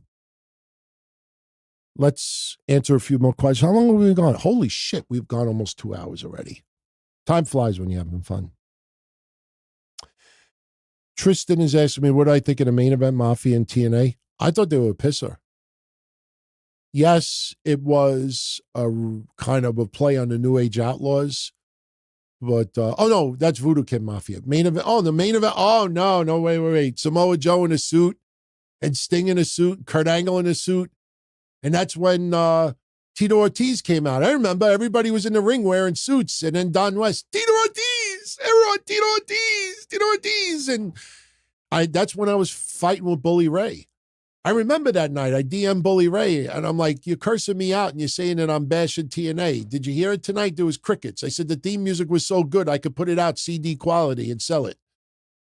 Tito Ortiz. Tito Ortiz was a wet fart. I remember he came out there with that dumb bald head, and he's looking like this, and everybody in the ring is looking all concerned. I thought the main event Mafia was good when it first started. When the main event Mafia first started, I really enjoyed it. I thought it was great. I thought they dressed good. I thought they acted good. They looked, their presence was good, and then they jumped the shark.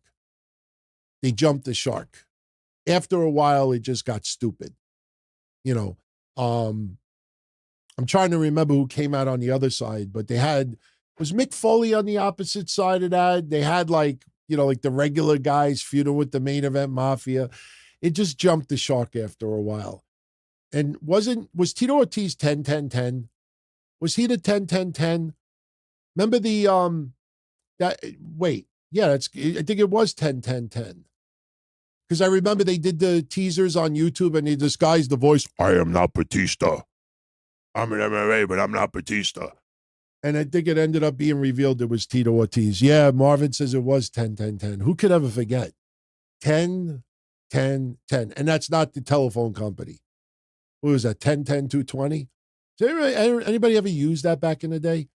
Remember when Hulk Hogan in WCW was doing 1-800-COLLECT? I remember that. I'm old. I put on my Twitter account. I don't post much on Twitter, but I posted yesterday. This week was the 30-year anniversary of Space Ghost Coast to Coast. And I was binge watching earlier this week. I totally forgot that the Macho Man was on there.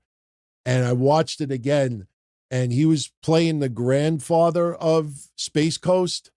And he ended up interviewing Raven Simone when she was 10 years old. And he's sitting there with the beard, and he's like, hey there, little girl, what's your name? And she's like, I'm Raven Simone, I'm 10 years old.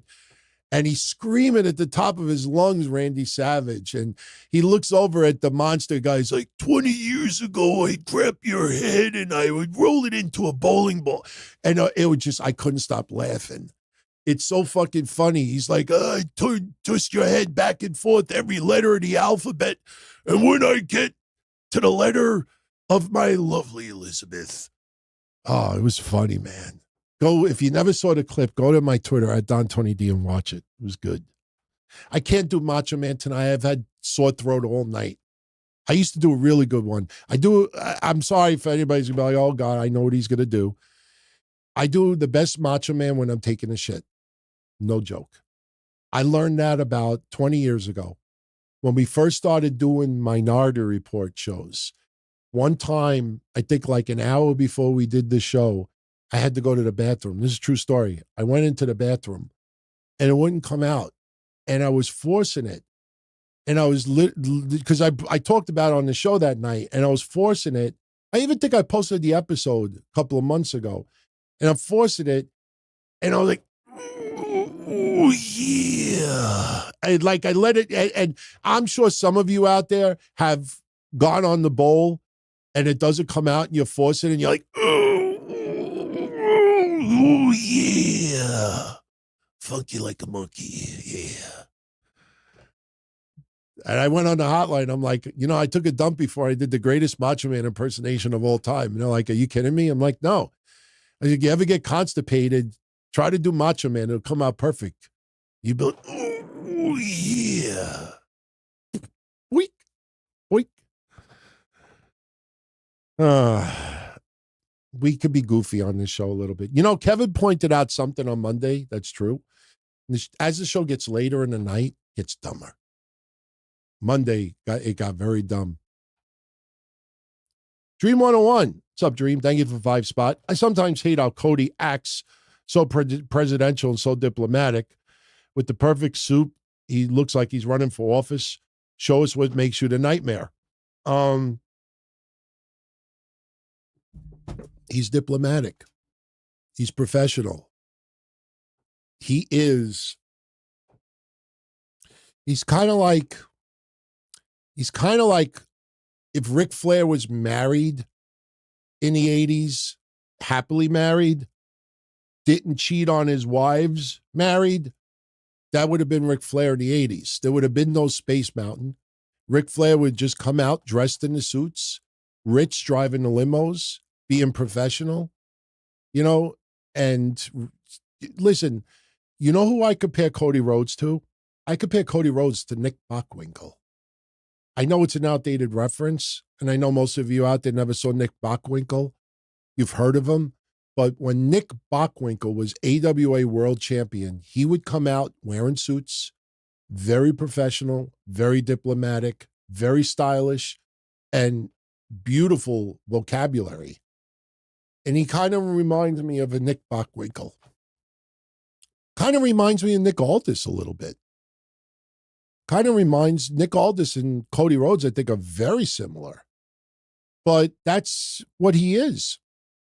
And that's why Cody Rhodes is on the Today Show. Listen, there's a difference by having Cody Rhodes on the Today Show, wearing a suit, being very professional, very respectful, showing that somebody very intelligent can be a wrestler and, be a world champion, than someone who goes on the set and somebody goes, could you body slam me? Could you put me in a headlock? There's a difference. Cody Rhodes is not that guy. So you piss off Cody Rhodes enough, Cody Rhodes gets out of his element. Theme parks with Johnny. What's up, Johnny? He says, I don't care for ratings, but since I'm talking about it, since I'm talking about TNA, AEW Rampage or Collision, forget what one nut got a 0.8. Demo, I think, last week reminds me of Aces and 0.8s. I'm going to show you something. Thank you, Mikey, for sending me the ratings for Dynamite this week. Those are ratings. Now, yeah, Rampage and Collision are just a fraction of what AEW Dynamite does. But if you look at the demo has been more on point for 2 weeks in a row compared to the overall rating. But I want to show something a little more interesting. Here is the night that they aired the CM Punk Jack Perry footage. See the 880? Quarter number 3? That's the quarter that had the Jack Perry CM Punk footage and the AEW Young Buck stuff. If you notice, for the rest of the night, they did not have a nosedive in viewers. They had a little bit of a decline, but it was very steady the whole night. And if you look at that demo, especially the whole night, they were very steady. That rating last week is not a bad rating. But why am I showing you this? Remember that 880 for that segment. All right. This was this past Wednesday. Notice no 880. This was 2 weeks ago. Now, we're not talking about Big Bang lead-ins. Forget the Big Bang lead-ins. This was 2 weeks ago. Look, no 880. Let's go 3 weeks ago. No 880. Let's go a full month ago. No 880. Why am I saying this? In the last 5 weeks, Wednesday, 1 week ago, 2 weeks ago, 3 weeks ago, 4 weeks ago. That segment was the highest rating they've done. Outside of Big Bang lead-ins, that's the highest rating they've done in 5 weeks. Highest rating they've done in 5 weeks. What does that tell you? People are curious. Controversy, clusterfucks, curious, the triple C's. They did a 0.8. That reflects 290-something thousand viewers, 260,000 viewers. What you have to realize, Johnny, is that when TNA got 0.8s, they were still drawing 800,000, 900,000. ECW on TNN spiked. No, was it TNN? Yeah, TNN. We got pop. They used to do 0.9s, 1.0s overall. Their demos was like 0.4, 0.5, and they drew 1 million plus. Yes, 20-something years ago, but my point is 0.8 doesn't necessarily mean a very, very, very low number when your overall number is better. It depends. But still, those are the shows like, I felt bad for Emi Sakura. I admit it. I felt bad for Emi Sakura because they advertised Emi Sakura, I think, against Yuka Sakazaki. Is that her name? I think they advertised her for either Rampage tonight or Collision on Saturday. And one random person wrote back and was like, Tony, how's about putting people on TV that we know that we give a shit about? And she really got offended by it. And my thought was, Emmy, it's one jerk. But that's how, very, conscious they are of anybody's criticism. The fact is that some of these people are not a draw. So, yeah, you're going to hurt feelings, but, unfortunately, some people do not belong on the TV. And it might not be their fault. Xia Li is a good example of that. It wasn't her fault. She tried. She had points, so she was hot, and I don't mean physically. It's just the way they used her. It fizzled out, and they couldn't fix it.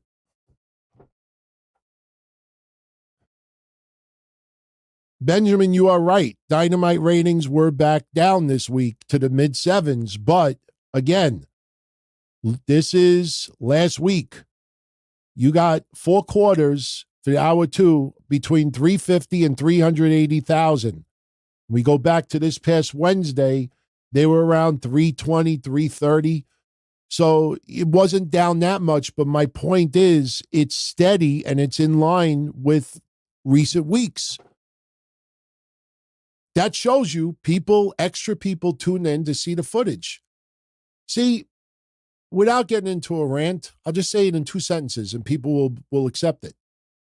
A lot of people that tuned in for the CM Punk Jack Perry footage was not because AEW was going to prove CM Punk wrong or use it in a storyline or try to use it for the Young Bucks and FTR. Oh, some people just wanted to see if CM Punk kicked Jack Perry's ass. There were a lot of people have no interest in AEW. It's like, I don't care what they're doing the footage for. I just want to see if CM Punk choked his ass out. Or here's another one. I just want to see somebody get the shit beat out of him. How many of you out there go on a Twitter feed and people just post random people fighting and you click on it, you watch it, you don't know anybody in the video, you just want to see somebody get their ass kicked.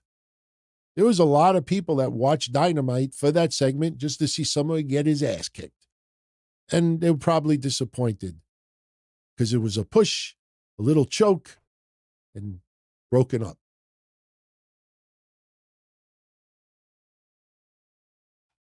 Benjamin, I have no idea what MFT stands for. Google it. Probably could stand for a lot of different things. All right. Let's wrap this up in 2 minutes. I want to finish in 2 hours. We got a big show Monday coming. I hope everybody can join us. We are going to do a little draft preview on Monday. I don't know if it's how much of it will be predictions, but we are going to discuss some ideas of who should go to NXT, who we think should be drafted number 1 and number 2. I am convinced that SmackDown will have the first 2 draft picks. Not 1, but 2. Because if they only get the first pick, either Cody or Roman are going to Raw. Unless they do a trade. Think about it. If you're Nick Aldis and you only get the first pick, it's either Roman or Cody, you obviously got to continue that storyline. If they put them on separate brands, people are going to be pissed because they think Roman should at least get 1 rematch against Cody. So, Roderick is asking, with Rhea injured and Becky apparently on a break. Becky will be wrestling Monday, by the way. How would I improve or shake up the women's division on Raw? Roderick, I'm not being a dick when I say this, but I got a perfect answer for you. Let me read his question again. With Rhea injured and Becky apparently on a break, how would I improve or shake up the women's division on Raw? The draft. Simple as that, the draft. You mix and match some of the wrestlers. Bring in 1 or 2 people from NXT. Break up. I hate to say it. Maybe Io Sky, you put her ass on Raw. Put Io Sky on Raw. I know some people will be like, shit, she never got a rematch against Bayley. Oh, well. Boo-hoo. There's many things they could do. But on Monday's Raw, they're doing a battle royal to determine the new women's champion. Did I save the picture? Yes, I did. Chelsea Green posted this earlier. She posted on her Twitter, just Piper Niven holding her up in the air celebrating. Why do I get the feeling that this is going to happen on a Battle Royal Monday? Chelsea Green's going to do something. Piper Niven's going to celebrate. Maybe Chelsea Green throws somebody over the top rope and she jumps into Piper Niven's arms. And as they're celebrating, Piper Niven dumps Chelsea Green over the top rope. I almost feel like that picture was put out there purposely. Give a little premonition that Chelsea Green's going to get eliminated. Look, I want either Nia Jax or Chelsea Green to win the belt for now. Near, I did not miss your super chat. Yes, I did. Ha. I'm sorry. And it's not a joking matter either because I'm reading it now. I'm glad you pointed it out. DT, any thoughts on Iran attacking Israel? Yeah. See, it's a very loaded answer. I want to see Israel beat the shit out of Iran so they don't do that shit again. The problem is that there's always innocent people killed over it.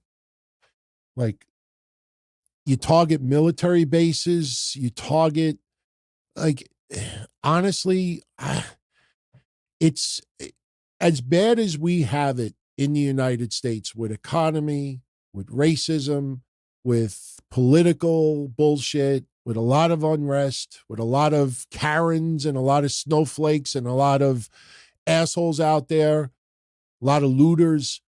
I look at areas of that world like Iran and Palestine and Israel, and I'm like, we got it good compared to where they have it. It's awful. It's disgusting. You know, there's no other way to put it. I personally think Israel obviously should retaliate. The problem is that there's always going to be innocent people hurt by it. And I think this is the world we live in. It's going to be that way for generations to come. There's not going to be that Star Trek episode where the Klingons and the Americans and other worlds all decide, let's drink and eat and be merry. And let's all have sex. No. There's always going to be unrest. Hopefully one day that area of the world, the area you're in gets peace. But where that gets peace, then you get South Africa. And then when that clears up, then you get... Tonga, whatever, Uganda, and some of the crazy shit going on over there. And then when that clears up, you hear about stuff that happens in North Korea. And then when that clears up, you see Israel is at war with Palestine again. It's just, there's never going to be a time where the world is at peace. It's never going to happen. The only thing you could do is, if you're a religious person, you pray. You lead by example and hope that the people that are in government, end up leaving. I think Saudi Arabia has gotten better, even though they still have a lot of issues. No question. We hear a lot of the atrocities, but we hear development as well. 10 years from now, it might be better. 20 years from now, it might be a hell of a lot better. But yeah, what happened is disgusting. And Israel should kick their ass. Just sucks that on both sides there's casualties along the way. Thank you, Nir. And stay safe, man. Stay safe. All right. Theme parks. Johnny, don't you have a theme park to tend to? I'm kidding. I'm actually going to be doing that from now on. People have been telling me on Patreon, like to play on some people's names. So I have some doozies coming. Trust me, I got some good ones. People will get a kick out of it. I think people will be honored when I have some fun with names.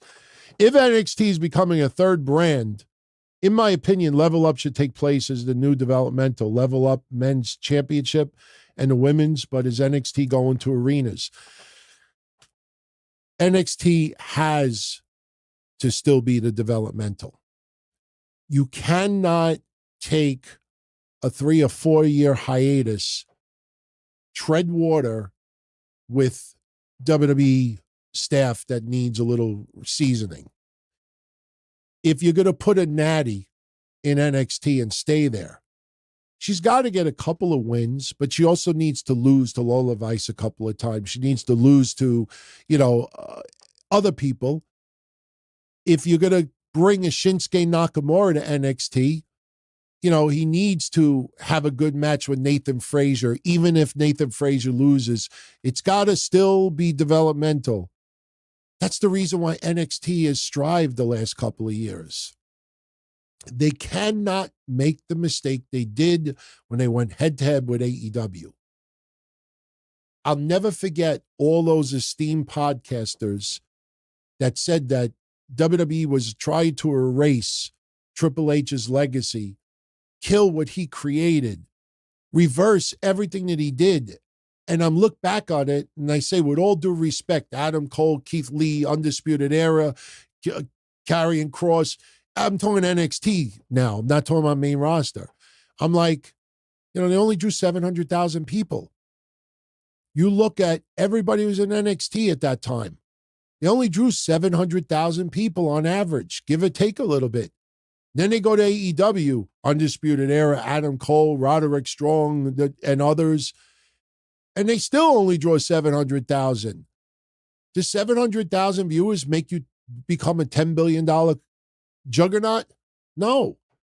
So, you cannot fall into that where you have people getting paid $200,000, $300,000, $400,000, $500,000 and even more to have a rating of 500,000 viewers. Or if you want to try to get 7, 8, 900,000 viewers, but in the process, you're not building more stars up, they're going to run into problems again. They cannot repeat the mistakes they made when they went up against Dynamite a couple of years ago.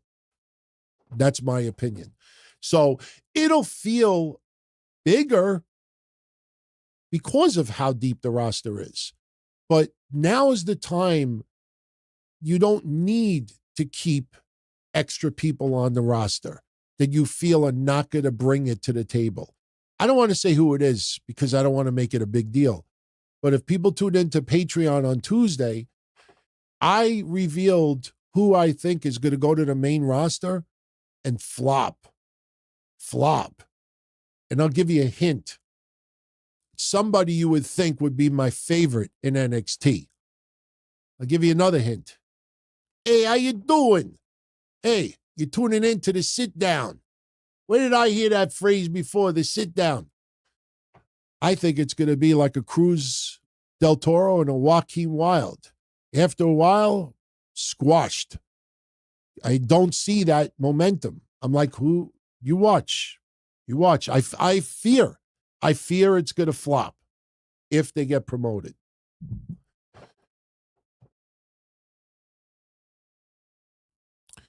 All right, 2 more questions. Douche says, any thoughts on Forbes claiming a $2 billion valuation for AEW versus $6.8 billion for WWE? It's ridiculous when you think WWE just signed for $500 million with Netflix. I don't want to be that guy, but Forbes, Sports Illustrated, Variety, you go on and on and on. If you got 10 fingers and you could type and you could make a sentence, you probably could type an article there. Look, my advice to you in response to that article, go on Yahoo Finance. There's a blast from the past. Go on Yahoo Finance. Go on Google Finance. Go on any financial websites, the ones that are powerful and legit, and see if they talked about that article. If the only people that talked about that article is WrestlingNews.co, WrestleLamia, Sportskeeda, Wrestling Observer, Pro Wrestling Torch, WrestlingVirgins.com, if those are the only people reporting it, chances are whoever wrote that doesn't know what the fuck they're talking about. All you got to do is go in the stock market and do a little 5 minutes of reading, and you realize that 6.8 billion is fucking low. But unfortunately, in this day and age, and a lot of you out there are very smart now, see what I said earlier about Vince McMahon's wrestling future. Some people deliberately write stupid shit because it generates a buzz. People write stupid shit because people will talk about it. Like I said, who in their right fucking mind thinks that if Donald Trump becomes president, he is going to pardon his friend who paid someone off because he allegedly committed the R, and you put that in your paid newsletter? What is that based on? Did Trump say anything to anyone? Did they hear Vince tell anyone, if I get convicted, Trump will pardon me? It's just a wild, insane assumption, and it's put in there because I'm talking about it, you're talking about it, people over the net are talking about it. Whoever that fool is on Forbes, that person is no different than this queen, Ella Bennett. She will always be my queen. First it was Charmel, and then it was Charlotte, but now my queen is Ella Bennett. She will go down in history as the biggest fucking reject that's ever written an article about AEW and WWE. AEW triumphs over WWE in securing top wrestling free agents. Look at that picture they used of Triple H, and look at the picture they used of Tony Khan. You know what Tony Khan is saying in that picture? I can't believe this fucking retard wrote this article. I can't believe, dude, she wrote this stupid. That's the look on his face. Are you know, I know you're a fan. Are you this fucking brain dead? What the fuck is wrong with you? I can't. How do you write that with a clear head? And guess what? I think that is, where is that from?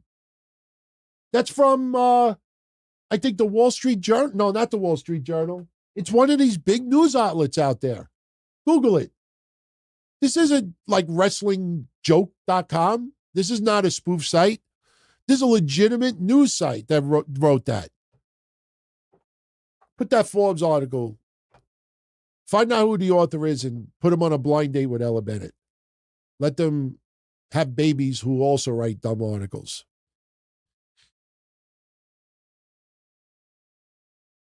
I'm out of here, everyone. I hope you enjoyed this episode.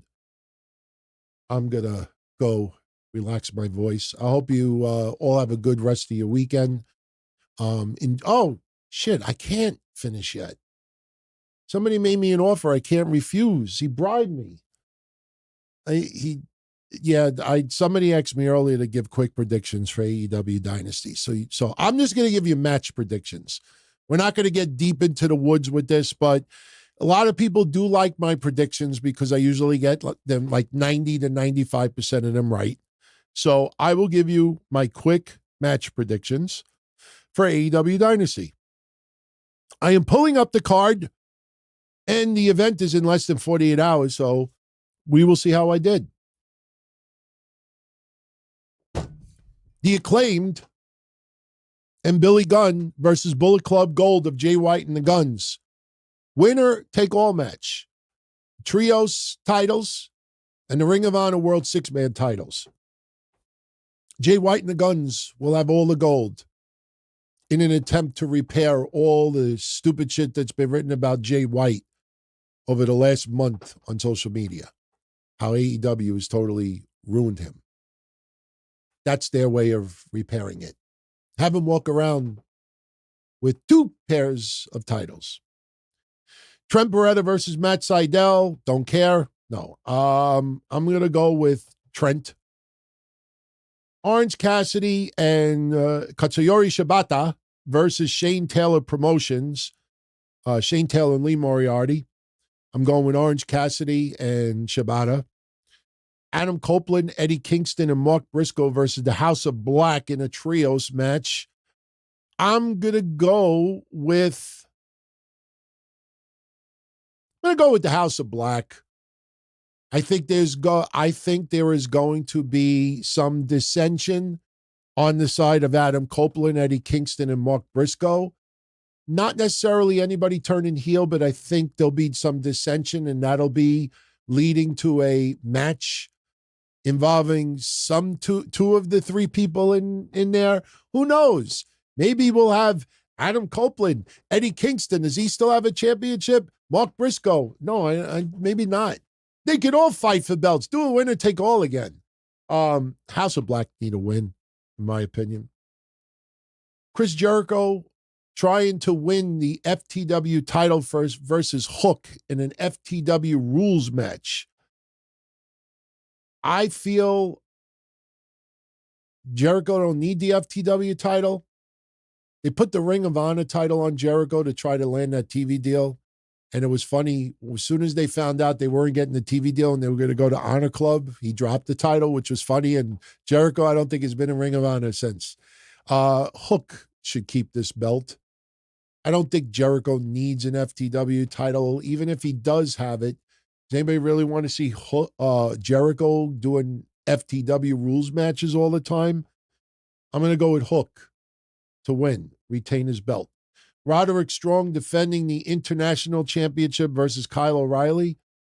I'm going to go with Roddy to keep his belt. Kyle just came back. I don't think he needs a championship yet. You know, this event shouldn't have been AEW Dynasty. This should have been Night of Champions. Every fucking match is a championship match except, well, Trent Beretta and Matt Seidel's a dark match. Don't matter. Orange Cassidy and Shibata is a dark match. The Acclaim to Billy Gunn and Bullet Club Glowed is a dark match. That should not be a dark match. Every other match is a title except for Ospreay versus Danielson. Every other match is a championship match. And Young Bucks and FTR is going to determine a champion. I'm going to go Roddy to retain. Julie Hart defending the TBS title against Willow in a house rules match. I see Mercedes getting involved in this.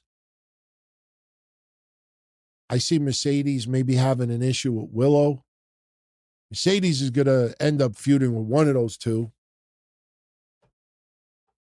They kind of have unfinished business. I'm going to go with Julie Hart to retain. If Willow wins that belt, then you could have Willow versus Mercedes for the title. I don't know how I feel about that. I mean, I know they want to put a belt on Mercedes as quickly as they can, but I don't know if that's the right way to go. Okada defending the Continental Championship against Pac. Sorry, Pac. You have no fucking chance at all. Okada ain't losing this quick. You know, Okada right now is kind of like if you like buy an escort and you pay $1,000 for like 2 hours and you kind of like blow your load in 10 minutes. You're not going to like say, okay, you could leave. You know, I have an hour and 50 minutes left. I'm going to get my money's worth. Okada ain't dropping that title that quickly. I don't care if it's 10 minutes and out of there. Okada's keeping that belt. Young Bucks versus FTR ladder match to determine the world tag titles, which are vacant right now. Young Bucks are winning those belts. Be those chicken shit heels that everybody wants to see them get their ass kicked. I want to see if Jack Perry shows up. Jinder Mahal has a 90-day no-compete. So does Xia Li and so does Xia Quinn. They ain't going nowhere right now.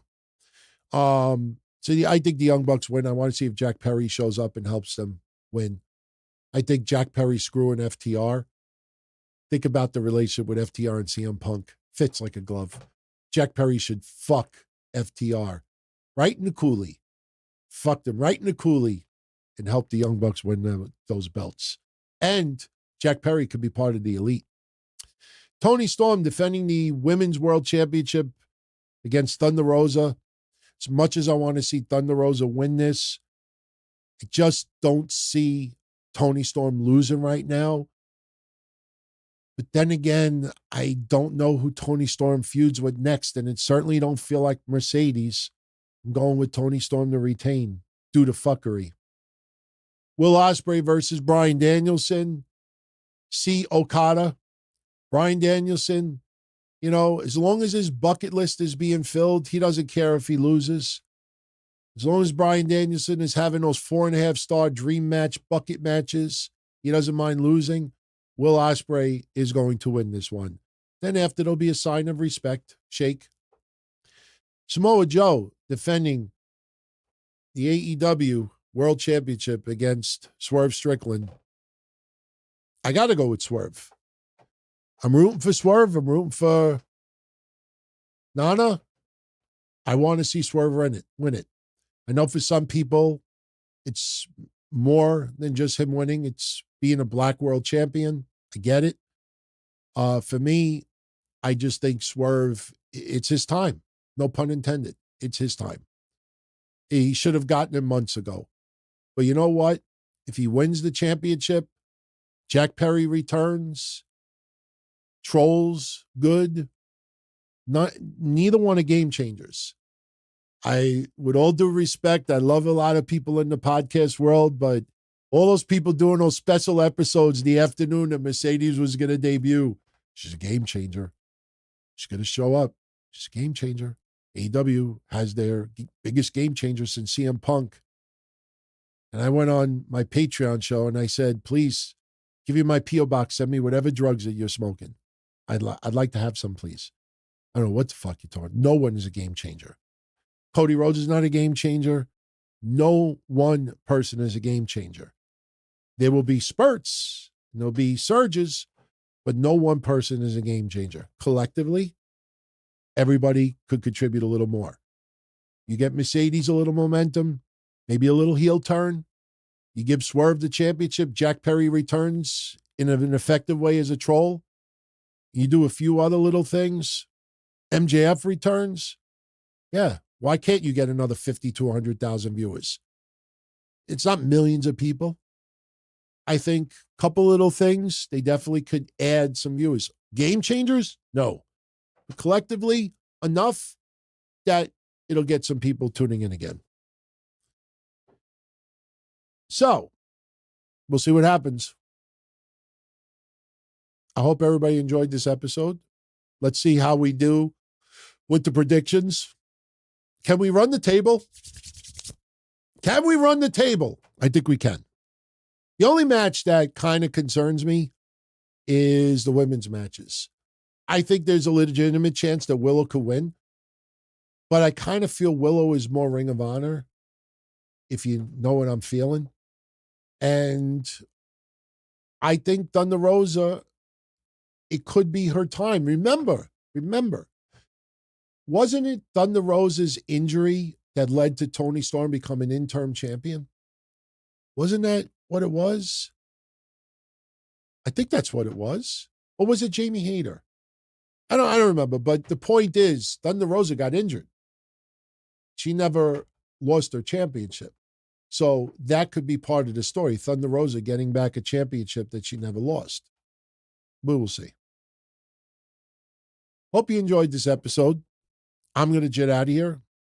If you enjoyed it, you know the deal.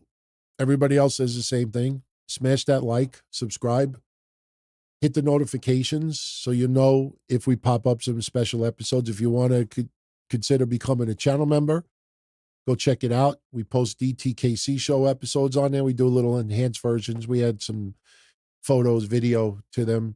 We enhanced them up a little bit. Patreon.com/Don Tony.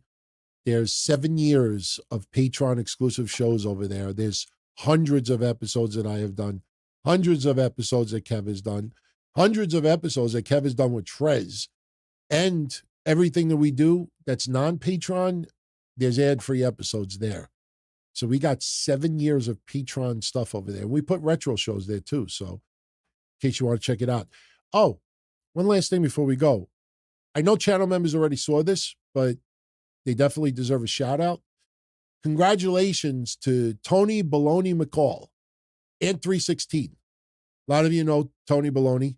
He used to go to our watch parties, I believe. He won the predictions contest that was held amongst our made men and women on YouTube. So he wins a 50 spot.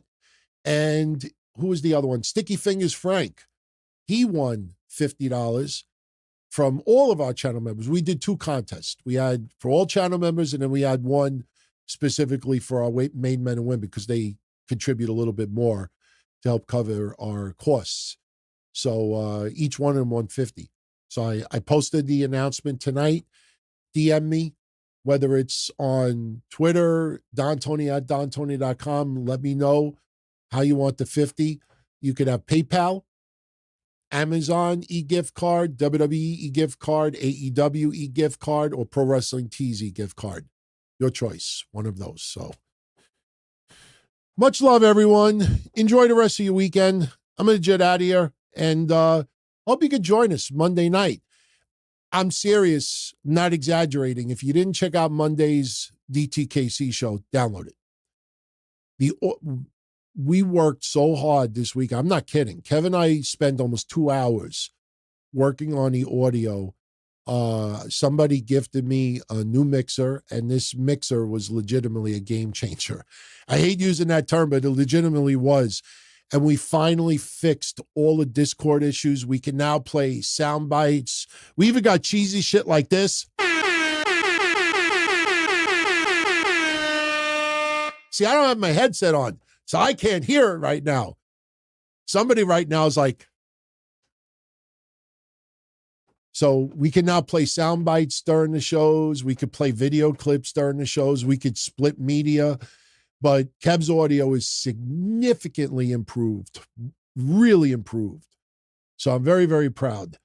Eric, thank you for that, Eric. Bella's good. She's good. She's a pain in the ass. I lost probably about 20 pounds because of her.